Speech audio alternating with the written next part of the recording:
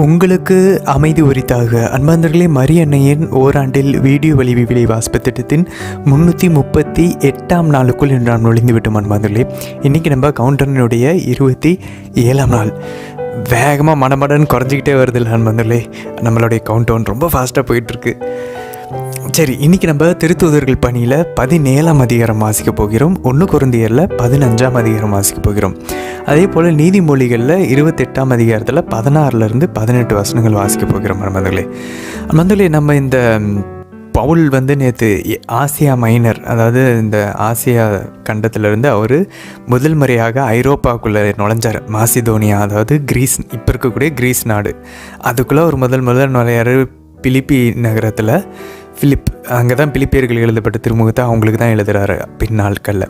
So பிலிப்பு நகரத்தில் போயிட்டு அங்கே லிதியான்ற அந்த முதல் பெண்ணையும் அவங்களுடைய குடும்பத்தையும் அவர் ஞானஸ்தானம் கொடுக்குறாரு. ஸோ இதுதான் முதல் ஐரோப்பாவினுடைய மனமாற்றத்தினுடைய முதல் நபர். ஐரோப்பாவில் முதல் கிறிஸ்தவத்தை ஏற்றுக்கிட்டது யாருன்னா இந்த லிதியான்ற அந்த பெண்ணும் எங்களுடைய குடும்பத்தாரும் தான். ஸோ அதுக்கப்புறம் இவர் என்ன பண்ணுறாரு, ஹீ இஸ் மூவிங். அங்கே பிலிப்பியில் அவரை ப்ரிசனில் போடுறாங்க, ஜெயிலில் போடுறாங்க. அங்கேருந்து அவர் அடுத்தடுத்து மூவ் ஆகிட்டே இருக்கான்னு நம்ம ஏற்கனவே பார்த்தோம் அவருடைய அன்பு. ஸோ இப்போ இந்த பவுல் எப்படி கடவுளை அன்பு செஞ்சார் அப்படின்றத நம்ம பார்த்துட்டு ஓடுவார், ஆண்டவருக்காக ஓடிக்கிட்டே இருப்பார் நண்பர்களே. ஸோ அதனால தான் பாருங்கள், இப்போ யூதர்கள்கிட்ட போய் விவாதிப்பார், இது செய்வார் அது செய்வார். Paul is on the move. புனித பவுல் நற்செய்திபர் பணியில் மும்பரமாக ஈடுபட்டிருக்க நம்ம பார்த்துட்ருக்கோம் புனித சவேரியாரை போல். சரி நண்பர்களே, அதுக்கப்புறம் நம்ம இன்றைக்கி என்ன பார்க்க போகிறோம் அப்படின்னாக்கா, அவர் அங்கேருந்து தெசலோனிக்காவுக்கு போகிறத நம்ம இன்றைக்கி வாசிக்க போகிறோம். தெசலோனிக்காவுக்கு அவர் போக போகிறார். தெசலோனிக்காவும் இந்த கிரீஸ் நாட்டில் தான் இருக்குது. ஸோ இது ரொம்ப ஒரு லீடிங்கான ஒரு மிக முக்கியமான ஒரு நகரம் அன்பந்தடைய தெசலோனிக்கா அப்படின்றது. ஸோ இது பிலிப்பிக்கு ஒரு 100 மைல் மேற்கில் இருக்குது. ஸோ பிலிப்பி நகரத்துலேருந்து ஒரு 100 மைல். அப்போ அவர் எப்படி பயணிச்சிருக்கார் பாருங்கள், எவ்வளோ தூரம் அவருடைய மேப் பார்த்திங்கன்னா. ஸோ அங்கே கிபி 50 இவர் திருச்சபையை ஏற்படுத்தி இந்த தெசலோனிக்கா நகர மக்களுக்கு தான் இவர் 2 கடிதங்கள் எழுதுகிறார். 1 தெசலோனிக்கர் 2 தெசலோனிக்கர் 2 கடிதங்கள் எழுதுகிறார். அதை நம்ம கையில் இருக்குது, நம்ம வாசிப்போம். அங்கே தான் அவருக்கு அன்பந்தலை இன்றைக்கி நீங்கள் பார்த்தீங்கன்னா, இன்றைக்கி இவங்களை என்ன தெரியுமா சொல்லுவாங்க, உலகமெங்கும் கலகம் உண்டாக்குகிற இவர்கள் இங்கே வந்துவிட்டார்கள் அன்பந்தலை. அப்போ பவுலினுடைய மிஷன் அந்த காலத்தில் யோசிச்சு பாருங்கள். இப்போ நமக்கு ஏதாவது ஒன்று ஆச்சுன்னா உடனே யூடியூப்பில் நம்ம பார்க்குறோம், உடனே நமக்கு ட்விட்டரில் வருது, நம்ம நியூஸில் உடனே வருது. இவ்வளோ இருக்கிற நமக்கே ஒரு இன்ஃபர்மேஷன் வந்தால் டக்குன்னு ரீச் ஆகிறதுக்கு கொஞ்சமாவது டைம் எடுக்குது. ஆனால் இப்போ இந்த பவுலினுடைய நற்செய்தி பணி எந்த அளவுக்கு போயிருக்குன்னா, எந்த ஊடகமும் இல்லாத டைமில் இவர் எங்கேயோ பண்ணுற தூரம் 100 மைல்கள் தூரத்தில் எங்கேயோ அவர் பண்ணிகிட்ருக்க ஒரு சின்ன ஒரு தொழுகை கூடத்தில் போய் இவர் விவாதிக்கிறார் அன்பர்களே. ஆண்டவர் இயேசு தான் மெசியான்னு சொல்லிட்டு பழைய ஏற்பாட்டிலேருந்து யூதர்கள்கிட்ட தொழுகை கூடத்தில் பேசிகிட்டு இருக்கிறது இங்கே எட்டி இருக்குது பாருங்களேன் அந்த எஃபெக்ட்டு. ஆவியானவர் எப்படி வல்லமை செயல்படும். ஏன்னா இவர் அற்புதங்களும் கூட நடக்குது, அடையாளங்களை ஆண்டவர் செஞ்சு காமிச்சிக்கிட்டு இருக்காரு நண்பர்களே. அந்த உலகமெங்கும் கலகம் உண்டாக்குகிறவர்ன்றது நம்ம ஆக்சுவலாக ஆங்கிலத்தில் பார்த்தோன்னா, these are the people who turn the world upside down. இந்த உலகத்தையே தலைகீழாக புரட்டி போட்டவர்கள் இங்கேயும் வந்து விட்டார்கள். ஆக்சுவலான டிரான்ஸ்லேஷன் அப்படி வரணுமா? ஆனால் அதனால தான் ஆங்கிலத்தில் ஒரு சில டிரான்ஸ்லேஷனாக those who turn the world upside down. அப்படின்னா இந்த உலகத்தை தலைகீழாக புரட்டி போட்ட ஒரு செய்தி அந்த நற்செய்தி. நீங்கள் நம்ம பைபிளை ஜாலியாக வாசிச்சுட்ருக்கோம் பதில். ஆனால் இது இந்த உலகத்தை தலைகீழாக புரட்டி போட்டது. எல்லாருக்கும் செத்துட்டாங்கன்னா முடிஞ்சு. ஆனால் இந்த உலகத்தில் ஒருத்தர் செத்ததுக்கப்புறம் உயிர் தெழுந்தார். அந்த உயிர் தெழுதெல்லாம் இன்றைக்கி நம்மளை உட்காந்து பைபிள் படிக்க வச்சுக்கிட்டு இருக்கு. அது இல்லைன்னா இது எல்லாமே போய். So these men who have turned the world upside down. ஏன்னா உலகம் தலைகீழாக திருப்பப்பட்டது தான். எல்லாரும் செத்ததுக்கப்புறம் ஒன்றும் இல்லைன்றப்ப ஒரு உயிர் தெழுதல் நடந்துச்சு இந்த உலகத்தில். ஸோ இவர் இதை இன்றைக்கி அவர் மேலே என்ன பழிய போடுவாங்கன்னு பார்த்தீங்கன்னா, தெசலோனிக்காவில் இவர் இன்னொரு அரசரை பிரகடனம் பண்ணுறாரு. ஏன்னா ரோமே அந்த அரசாட்சியில் பேரரசாட்சியில் ரோமே பேரரசரை தான் அவங்க ஆண்டவராக வழிபட்டாங்க, லார்டா, கடவுளாக. நம்ம ஏற்கனவே பார்த்தோம். ஸோ இவர் வந்து இன்னொரு கடவுளை சொல்லும்போது இப்போ நமக்கு வந்து நம்ம வந்து அரசியல் தனியாக மதம் தனியாக நம்ம பிரித்து பார்க்குறோம். அப்போ அந்த டைமில் வந்து ஒரு ஆண்டவர் ஒரு கடவுள் அப்படின்னா அது வந்து டைரெக்டாக அதோடைய இம்ப்ளிகேஷன்ஸ் அரசியலில் போய் அதனுடைய விளைவுகள் முடியும். அதனால் இவர் வந்து ரோமை பேரரசருக்கு எதிராக இவர் வந்து பவுல் வந்து ஒரு கூட்டத்தை உள்ள கிளர்ச்சியை வந்து உண்டாக்கிட்டு இருக்கார் அப்படின்னு சொல்லி இவர் மேலே வந்து பழி போடுறதை இன்றைக்கி நம்ம பார்க்குறோம் நண்பர்களே. ஸோ ரொம்ப ரொம்ப கொடூரமான எதிர்ப்புகள் எல்லாம் இன்றைக்கி நம்ம பார்க்க போகிறோம். ஸோ இதை நம்ம வாசிக்கும் போது நம்மளும் அப்படிப்பட்ட எதிர்ப்புகளை நம்ம வந்து சந்தித்தாலும் நம்மளும் மனசு தளரக்கூடாது. கிறிஸ்தவர்களாக ஆண்டவர் இயேசுவின் பொருட்டு நம்மளை துன்புறுத்துவாங்க, அசிங்கப்படுத்துவாங்க, நம்ம வந்து தளரக்கூடாது அப்படின்றத இன்றைக்கி நம்ம பார்க்க போகிறோம் நண்பர்களே.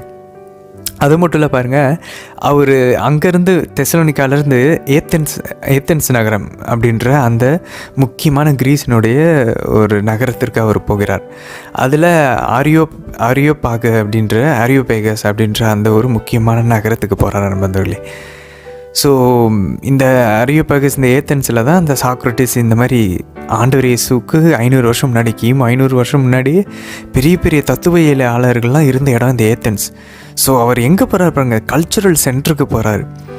எங்கே ஞானமும் புத்தி அறிவும் வளர்ந்துருக்கோ அந்த இடத்துக்கு போகிறாரு. அதில் ஏதோ இந்த மதம் வந்து படிக்காதவங்களுக்கு, ரொம்ப வீக்கான மனநிலை உள்ளவங்களுக்கு இல்லை, அவர் கல்ச்சுரல் சென்டருக்கு போகிறார். ஃபிலாசபி, ஆர்ட், ரிலீஜன், இலக்கியம், தத்துவியல், கலை எல்லாத்துக்கும் மையமாக இருக்கக்கூடிய ஏத்தென்ஸ் நகரத்துக்கு போகிறார் நண்பர்களே. அதுவும் தனியாக போகிறாரு. இன்றைக்கி அதெல்லாம் நம்ம இன்றைக்கி வாசிக்க போகிறோம். ஸோ புதிய ஏற்பாடு டைமில் ரொம்ப ரொம்ப முக்கியமான ஒரு இடம் அந்த இடம். இப்போ நம்ம வந்து நியூயார்க்குன்னு சொல்லுவோம் இல்லையா, நியூயார்க், வாஷிங்டன், அந்த மாதிரி அமெரிக்காவில் இருக்கக்கூடிய அந்த நகரம், அந்த மாதிரி ஒரு இடத்துக்கு இவர் இன்றைக்கி போகிறார். அங்கே போய் தைரியமாக நற்செய்தி அறிவிக்கிறார் முதல். ஸோ டார்கெட்லாம் பெரிய இடம் தான் எப்பயுமே. அங்கே போய் பெரிய ஆளை பிடிக்கும்போது கீழே மற்ற இடத்துக்குலாம் அந்த ஆட்டோமேட்டிக்காக பரவ ஆரம்பிக்குது செய்தி. ஸோ எப்படி நம்ம இன்றைக்கி அங்கே வந்து ஒரு சொற்பொழிவு ஆற்றுவார் முதல்ல. இது வந்து என்ன சொல்லுவாங்க அப்படின்னாக்கா மாஸ்டர் கிளாஸ் அப்படின்வாங்க. புனித பவுல் கொடுத்த பிரசங்கங்களே ரொம்ப முக்கியமான பிரசங்கம் திருத்தூதர்கள் பணி 17ஆம் அதிகாரம். எப்படி பிற மதத்துக்காரவங்களை, பிற மதத்தை கடவுளை வழிபடுறவங்க கிட்ட, நாத்திகர்கள்கிட்ட எப்படி நம்ம நற்செய்தி அறிவிக்கணுன்றதை இன்றைக்கி நம்ம கற்றுக்க போகிறோம் நண்பர்களே. ஸோ இது வந்து இறையியல் அறிஞர்கள் மாஸ்டர் கிளாஸ் சர்மன் அப்படின்வாங்க. அப்படின்னா இதுதான் இருக்கிறதுலே ஒரு சூப்பரான உச்சக்கட்டமான ஒரு பிரசங்கம் அப்படின்னு சொல்லிட்டு. ஸோ அதை நம்ம இன்றைக்கி கண்டிப்பாக விளக்க உரையை பாருங்கள், அதில் நம்ம வந்து தெளிவாக பார்க்க போகிறோம். சரி, இன்றைக்கி வந்து 1 கொரிந்தியரில் ஒரு அதிகாரம் மட்டும் தான் வாசிப்போம், 15ஆம் அதிகாரம். ஏன்னா அது கொஞ்சம் பெருசான வந்தவர்களே. ஸோ ஏற்கனவே ஒரு வழிபாடை பற்றி 11ஆம் அதிகாரத்தில் பேசிட்டார், நற்கருணை வழிபாடு பற்றி. 12 வந்து அருங்கொடைகளை பற்றி பேசினார். 13 நற்பண்புகள், குறிப்பாக அதில் அன்பு பற்றி பேசினார். 14 இந்த நற்கொடைகளையும் வழிபாட்டையும் அருங்கொடைகளையும் இந்த 3 எப்படி லிட்டர்ஜி, வர்ச்சூஸ், கேரிசம்ஸ், இது 3 எப்படி வந்து பேலன்ஸ் பண்ணுறதுன்னு அவர் 14ஆம் அதிகாரத்தில் நேற்று பார்த்துட்டோம். இன்றைக்கி அவர் என்ன பண்ண போகிறாருன்னா நண்பர்களே, இந்த அடுத்த பிரச்சனையை அவர் இப்போ வந்து அதுக்கு ஆன்சர்ஸ் கொடுக்க போகிறார். நாளையோட முடிய போது 1 கொரிந்தியர் 16ஓட முடியும், 16 அதிகாரங்கள்லாம். ஸோ இன்றைக்கி அவர் என்ன பண்ணுறாரு, உயிர் தெழுதலுக்கு எதிராக நடக்கிற பிரச்சனை. முதல்ல இந்த கொரிந்திய மக்கள் என்ன பண்ணுறாங்க, நமக்கெல்லாம் உயிர் தெழுதல் கிடையாது, யார் செத்ததுக்கப்புறம் உயிர் தெழுதல் போகலாம், இப்படி பேசிக்கிட்டு இருக்காங்க. அவர் சொல்கிறாரு, நீங்கள் இப்படி பேசுகிறதுனால ஆண்டவர் இயேசு உயிர் தெல்லன்றதை நீங்கள் வந்து சொல்லிகிட்டு இருக்கீங்க அப்படின்றார். நீங்கள் நம்ம உயிர் தெல்ல மாட்டோம்னு சொல்கிறீங்கன்னா அது என்ன காட்டுது, அப்போ அவரும் உயிர் தெல்லன்றதை நீங்கள் மறைமுகமாக சொல்லிகிட்டு இருக்கீங்க. தயவு செஞ்சு இதை பண்ணாதீங்க. நம்மளுடைய நற்செய்தியே உயிர் தெழுதல் இல்லை என்றால் நம்ம நற்செய்தி வீண், நாங்கள் உங்களை ஏமாற்றிக்கிட்டு இருக்கோம், நீங்களும் டைம் வேஸ்ட் பண்ணிக்கிட்டு இருக்கீங்க, நம்ம எல்லாருமே நம்மளை ஒருத்தரை ஏமாற்றிக்கிட்டு இருக்கோம். உயிர் தெழுதல்ன்றது ஒன்று பின்னாடி தான் இந்த மொத்த கிறிஸ்துவமும் இருக்குது. ஸோ இன்றைக்கி அதை தான் நீங்கள் நம்ம பார்க்க போகிறோம் நண்பர்களே. கிளியரான ப்ரூஃப் உயிர் தெழுதல் இன்றைக்கி இருக்குது அப்படின்றதுக்கு புனித பவுல் அழகாக கொடுப்பார் நண்பர்களே. அது மட்டும் இல்லை, நமக்கு இன்னொரு டவுட் இருக்கும், நம்ம தான் புதைச்சிட்றோம், நம்ம மண்ணாயிரும், மக்கி போயிடும், எலும்பு கூட ரொம்ப வருஷம் முன்னாடி இது பண்ணவங்களுக்கு இல்லாமல் போகுது, எப்படி நம்ம உடம்பு திரும்ப வருமா, எப்படி இந்த உயிர் தெழுதல் நடக்கும், நமக்கு அந்த கேள்வி இருக்குல்ல. அதுக்கான பதிலை இன்றைக்கி நம்ம 1 கொரிந்தியர் 15 புனித பவுல் சொல்கிறாரு நண்பர்களே. ஸோ அதையும் கவனிக்க நம்ம முயற்சிப்போம். சரி, நம்ம ஜெபிச்சு இன்றைய தினத்துக்குள்ளே நுழையலாம் நண்பர்களே. தந்தை, மகன், தூய ஆவியாரின் பெயராலே ஆமேன். தந்தையாம் யாவே இறைவனை அழைத்து ஜெபிப்போம். அருள் நிறைந்த அன்னை மரியே வாழ்க, ஆண்டவர் உம்முடனே, பெண்களுக்குள் ஆசை பெற்றவர் நீரே அம்மா, உம்முடைய திருவயிற்றின் கனியாகிய இயேசு கிறிஸ்துவும் ஆசை பெற்றவரே. புனித அன்னை மரியே, இறைவனின் தாயே, பாவிகளாய் இருக்கிற எங்களுக்காக இப்பொழுதும் எங்கள் இறப்பின் வேளையிலும் வேண்டிக் கொள்ளும் அம்மா. ஆமேன். சுதனாகி ஆண்டவர் இயேசுவை அழைத்து ஜெபிப்போம். அருள் நிறைந்த அன்னை மரியே வாழ்க. ஆண்டவரும் உடனே, பெண்களுக்குள் ஆசி பெற்றவர் நீரே அம்மா. உம்முடைய திருவயிற்றின் கனியாகி இயேசு கிறிஸ்துவும் ஆசி பெற்றவரே. புனித அன்னை மரியே, இறைவனின் தாயே, பாவிகளாய் இருக்கிற எங்களுக்காக இப்பொழுதும் எங்கள் இறப்பின் வேளையிலும் வேண்டிக் கொள்ளும் அம்மா. ஆமேன். தூய ஆவியானவரை அழைத்து ஜெபிப்போம். அருள் நிறைந்த அன்னை மரியே வாழ்க. ஆண்டவரும் உடனே, பெண்களுக்குள் ஆசி பெற்றவர் நீரே. உம்முடைய திருவயிற்றின் கனியாகி இயேசு கிறிஸ்துவும் ஆசி பெற்றவரே. புனித அன்னை மரியே, இறைவனின் தாயே, பாவிகளாய் இருக்கிற எங்களுக்காக இப்பொழுதும் எங்கள் இறப்பின் வேளையிலும் வேண்டிக் கொள்ளும் அம்மா. ஆமேன். திருத்தூதர் பணிகள் அதிகாரம் 17. அம்பிபோலி, அப்போலோனியா நகர்களின் வழியாக அவர்கள் தெசலோனிக்கா வந்து சேர்ந்தார்கள். அங்கே யூதருடைய தொழுகை கூடம் ஒன்று இருந்தது. தம் வழக்கத்தின்படியே பவுல் அவர்களிடம் சென்று தொடர்ச்சியாக 3 ஓய்வு நாள்கள் மறைநூலை அடிப்படையாக வைத்து அவர்களுடன் வாதாடினார். மெசியா துன்பப்படவும் இறந்து உயிர்த்தெழவும் வேண்டும், நான் உங்களுக்கு அறிவிக்கிற இயேசுவே அந்த மெசியா என்று அவர்களுக்கு விளக்கி காட்டினார். அவர்களுள் சிலர் அதை நம்பி பவுல், சீலா ஆகியோருடன் சேர்ந்து கொண்டனர். கடவுளை வழிபட்ட திரளான கிரேக்கரும் மகளிருள் முதன்மையான பலரும் அவ்வாறு செய்தனர். ஆனால் யூதர்கள் பொறாமை கொண்டு சந்தை வெளியிலிருந்து சில பொல்லாத பேர் வழிகளை சேர்த்து கூட்டத்தை கூட்டி நகரில் அமளி உண்டாக்கினார்கள். பவுலையும் சீலாவையும் தேடி கண்டுபிடித்து மக்களிடையே கூட்டிக் கொண்டு வருவதற்காக யாசோனுடைய வீட்டை தாக்கினார்கள். அவர்களை அங்கே காணாததால் யாசோனையும் அவரோடு சில சகோதரர்களையும் நகராட்சி மன்றத்தினரிடம் இழுத்து வந்து, உலகமெங்கும் கலகம் உண்டாக்குகிற இவர்கள் இங்கேயும் வந்துவிட்டார்கள். யாசோன் இவர்களை தன் வீட்டில் வரவேற்றிருக்கிறான். இவர்கள் அனைவரும் இயேசு என்னும் இன்னொரு அரசர் இருப்பதாக கூறி சீசருடைய சட்டங்களுக்கு எதிராக செயல்படுகின்றனர் என்று கூச்சலிட்டார்கள். மக்கள் கூட்டத்தினரும் நகராட்சி மன்றத்தினரும் இவற்றை கேட்டு கலக்கமுற்றனர். யாசோனிடமிருந்தும் மற்றவர்களிடமிருந்தும் பிணை பெற்றுக்கொண்டு அவர்களை விடுதலை செய்தனர். இரவோடு இரவாக சகோதரர் சகோதரிகள் பவுலையும் சீலாவையும் பெரோயா நகருக்கு அனுப்பிவிட்டார்கள். அவர்கள் அங்கு வந்ததும் யூதருடைய தொழுகை கூடத்துக்கு சென்றார்கள். அங்கு இருந்தவர்கள் தெசலோனிக்காவில் உள்ளவர்களை விட பரந்த மனப்பான்மை உடையவர்கள். அவர்கள் முழு ஆர்வத்துடன் இறை வார்த்தையை ஏற்றுக்கொண்டு அவர்கள் கூறுவன மறைநூலுடன் ஒத்துள்ளதா என நாள்தோறும் ஆய்ந்து வந்தார்கள். அவர்களுள் பலரும் மதிப்புக்குரிய கிரேக்க மகளிர், ஆடவர் பலரும் நம்பிக்கை கொண்டனர். பவுல் இறை வார்த்தையை பெரோயாவிலும் அறிவித்ததை தெசலோனிக்க யூதர் அறிந்து அங்கேயும் வந்து மக்கள் கூட்டத்தினரை குழப்பி கலகம் உண்டாக்கினர். உடனே சகோதரர் சகோதரிகள் பவுலை கடற்கரைக்கு போகுமாறு அனுப்பி வைத்தார்கள். ஆனால் சீலாவும் திமோத்தேயுவும் அங்கேயே தங்கினர். பவுலுடன் சென்றவர்கள் அவரை ஏத்தென்சு வரை அழைத்துச் சென்றார்கள். சீலாவும் திமோத்தேயுவும் விரைவில் வந்து சேர வேண்டும் என்னும் கட்டளையை பவுலிடமிருந்து பெற்றுக்கொண்டு அவர்கள் திரும்பிச் சென்றார்கள். பவுல் அவர்களுக்காக ஏத்தென்சில் காத்திருந்த போது அந்நகரில் சிலைகள் நிறைந்திருப்பதை கண்டு மனம் கலங்கினார். எனவே அவர் தொழுகை கூடத்தில் யூதர்களோடும் கடவுளை வழிபடுவோரோடும் சந்தை வெளிகளில் சந்தித்த மக்களோடும் ஒவ்வொரு நாளும் விவாதித்து வந்தார். எப்பிக்கூரர், ஸ்தோயிக்கர் ஆகிய மெய்யியல் அறிஞர்கள் சிலர் அவருடன் கலந்து உரையாடினர். வேறு சிலர், இவன் என்னதான் பிதற்றுகிறான் என்றனர். அவர் இயேசுவையும் அவரது உயிர்த்தெழுதலையும் நற்செய்தியாக அறிவித்து வந்ததால் மற்றும் சிலர், இவன் வேற்று தெய்வங்களை பற்றி அறிவிப்பவன் போல தெரிகிறது என்றனர். பின்பு அவர்கள் அவரை அரையோப்பாகு என்னும் மன்றத்துக்கு அழைத்து கொண்டு போய், நீர் அளிக்கும் இந்த புதிய போதனையை பற்றி நாங்கள் அறியலாமா? நீர் எங்களுக்கு சொல்வது கேட்க புதுமையாயுள்ளதே. அவற்றின் பொருள் என்னவென்பதை நாங்கள் அறிய விரும்புகிறோம் என்றார்கள்.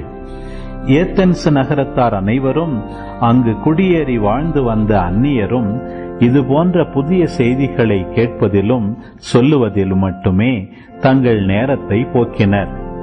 அரையோப்பாகு மன்றத்தின் நடுவில் பவுல் எழுந்து நின்று கூறியது, ஏத்தென்சு நகர மக்களே, நீங்கள் மிகுந்த சமயப்பற்றுள்ளவர்கள் என்பதை நான் காண்கிறேன். நான் உங்களுடைய தொழுகை இடங்களை உற்று பார்த்து கொண்டு வந்தபோது அறியாத தெய்வத்துக்கு என்று எழுதப்பட்டிருந்த பலிபீடம் ஒன்றை கண்டேன். நீங்கள் அறியாமல் வழிபட்டு கொண்டிருக்கும் அந்த தெய்வத்தையே நான் உங்களுக்கு அறிவிக்கிறேன். உலகையும் அதிலுள்ள அனைத்தையும் படைத்த கடவுள் விண்ணுக்கும் மண்ணுக்கும் ஆண்டவர். மனிதர் கையால் கட்டிய திருக்கோவில்களில் அவர் குடியிருப்பதில்லை. அனைவருக்கும் உயிரையும் மூச்சையும் மற்றனைத்தையும் கொடுப்பவர் அவரே. எனவே மனிதர் கையால் செய்யும் ஊழியம் எதுவும் அவருக்கு தேவையில்லை. ஒரே ஆளிலிருந்து அவர் மக்களினம் அனைத்தையும் படைத்து அவர்களை மண்ணுலகின் மீது குடியிருக்கச் செய்தார். அவர்களுக்கு குறிப்பிட்ட காலங்களையும் குடியிருக்கும் எல்லைகளையும் வரையறுத்து கொடுத்தார். கடவுள் தம்மை அவர்கள் தேட வேண்டும் என்பதற்காக இப்படி செய்தார். தட்டி தடவியாவது தம்மை கண்டுகொள்ள வேண்டும் என்பதற்காகவே இவ்வாறு செய்தார். ஏனெனில் அவர் நம் ஒவ்வொருவருக்கும் அருகிலேயே உள்ளார். அவரை சார்ந்துதான் நாம் வாழ்கின்றோம், இயங்குகின்றோம், இருக்கின்றோம். உங்கள் கவிஞர் சிலர் கூறுவது போல நாம் அவருடைய பிள்ளைகளே.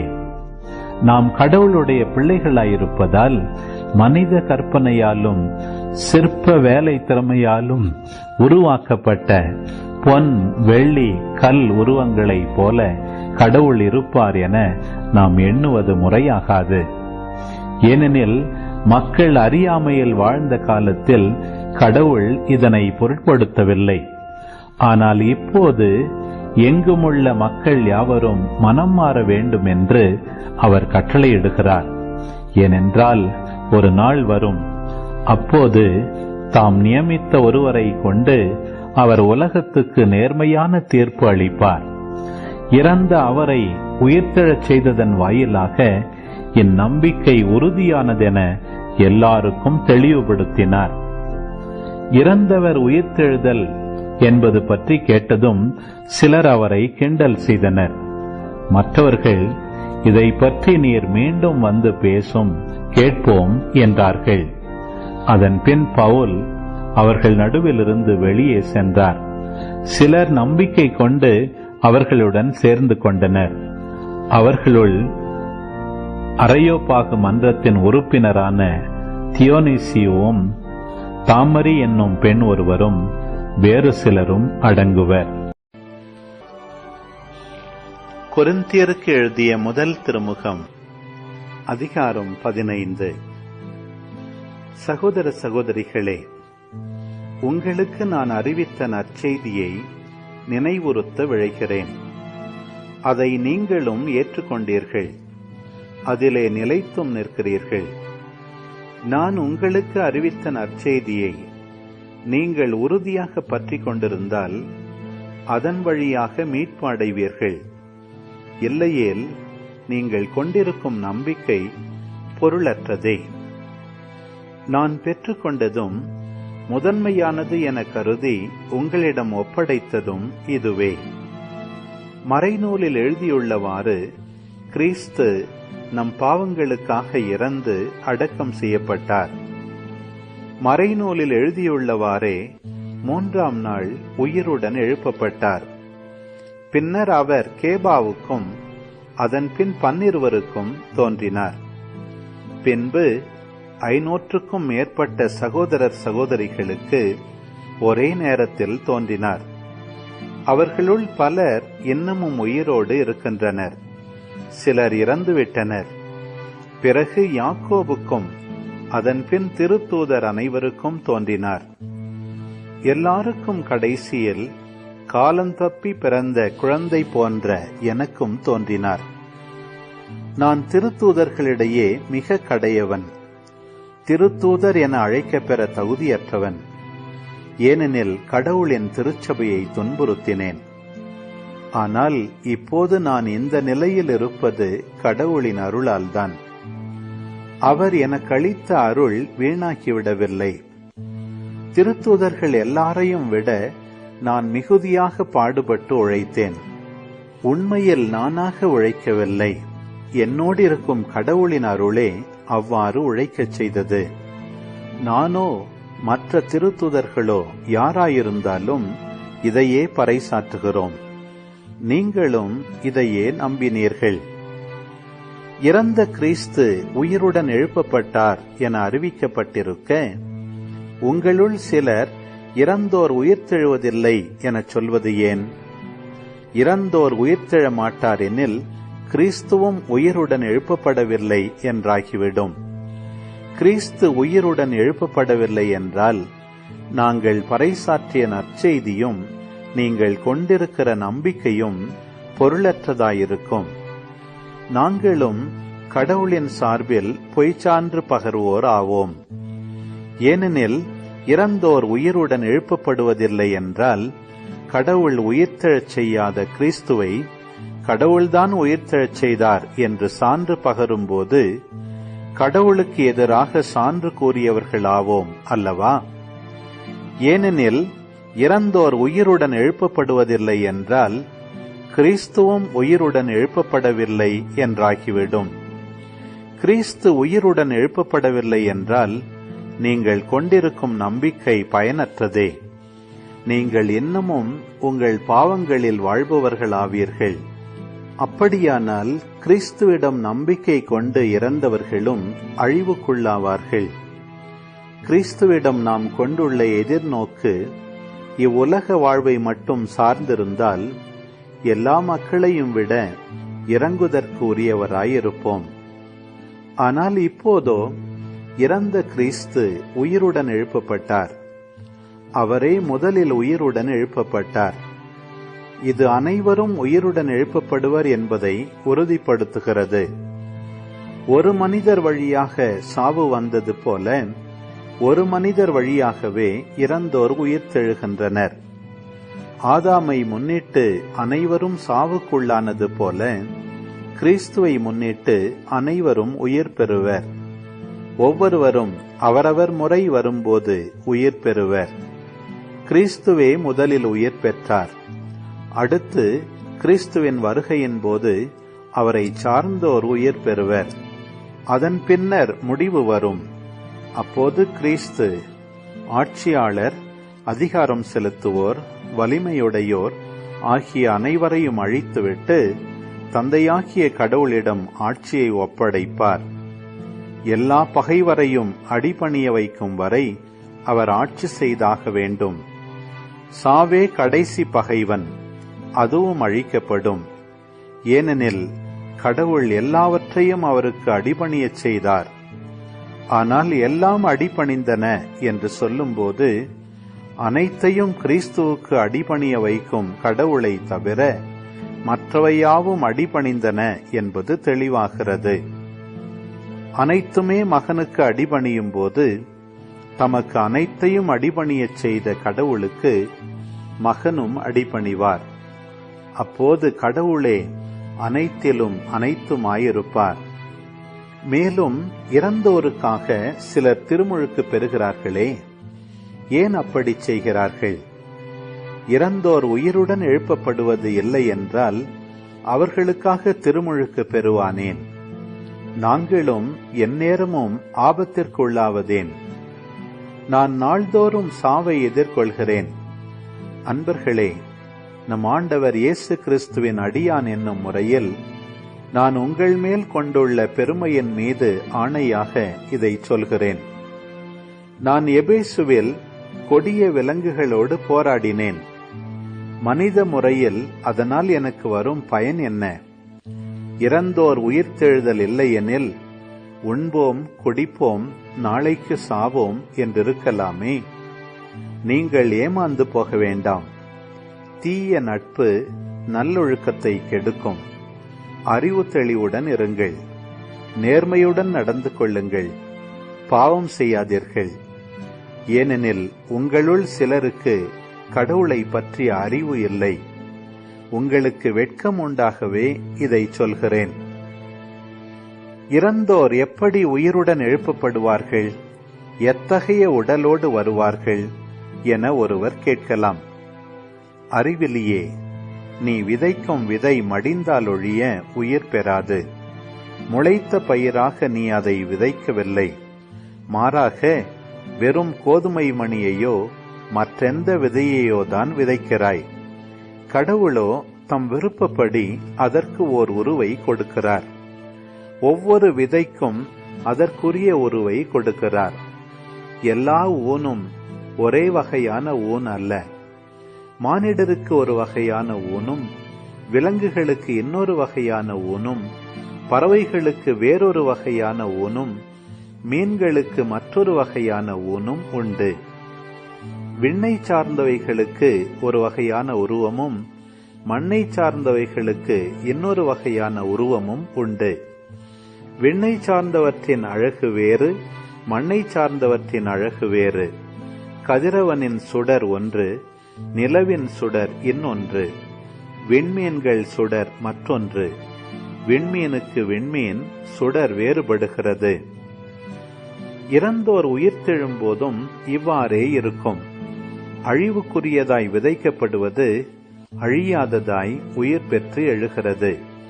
மதிப்பற்றதாய் விதைக்கப்படுவது மாண்புக்குரியதாய் உயிர் பெற்று எழுகிறது. வலுவற்றதாய் விதைக்கப்படுவது வல்லமையுள்ளதாய் உயிர் பெற்று எழுகிறது. மனித இயல்பு கொண்ட உடலாய் விதைக்கப்படுவது ஆவிக்குரிய உடலாய் உயிர் பெற்று எழுகிறது. மனித இயல்பு கொண்ட உடல் உண்டென்றால் ஆவிக்குரிய உடலும் உண்டு. மறைநூலில் எழுதியுள்ளபடி முதல் மனிதராகிய ஆதாம் உயிர் பெற்று மனித இயல்புள்ளவர் ஆனார். கடைசி ஆதாமோ உயிர் தரும் தூய ஆவியானார். தூய ஆவிக்குரியது முந்தியது அல்ல, மனித இயல்புக்குரியதே முந்தியது. தூய ஆவிக்குரியது பிந்தியது. முதல் மனிதர் களிமண்ணால் ஆனவர். அவர் மண்ணிலிருந்து வந்தவர். இரண்டாம் மனிதரோ விண்ணிலிருந்து வந்தவர். மண்ணை சார்ந்த மனிதர் போலவே மண்ணை சார்ந்த யாவரும் இருப்பர். விண்ணை சார்ந்த மனிதர் போலவே விண்ணை சார்ந்த யாவரும் இருப்பர். எனவே நாம் மண்ணை சார்ந்தவரின் சாயலை கொண்டிருப்பது போல விண்ணை சார்ந்தவரின் சாயலையும் கொண்டிருப்போம். அன்பர்களே, நான் சொல்வது இதுவே: ஊனியல்புடைய மனிதர் இறை ஆட்சியை உரிமை பேராக அடைய முடியாது. அழிவுக்குரியது அழியாமையை உரிமை பேராக அடைய முடியாது. இதோ ஒரு மறைபொருளை உங்களுக்கு சொல்கிறேன். நாம் யாவரும் சாக மாட்டோம், ஆனால் அனைவரும் மாற்றொரு பெறுவோம்.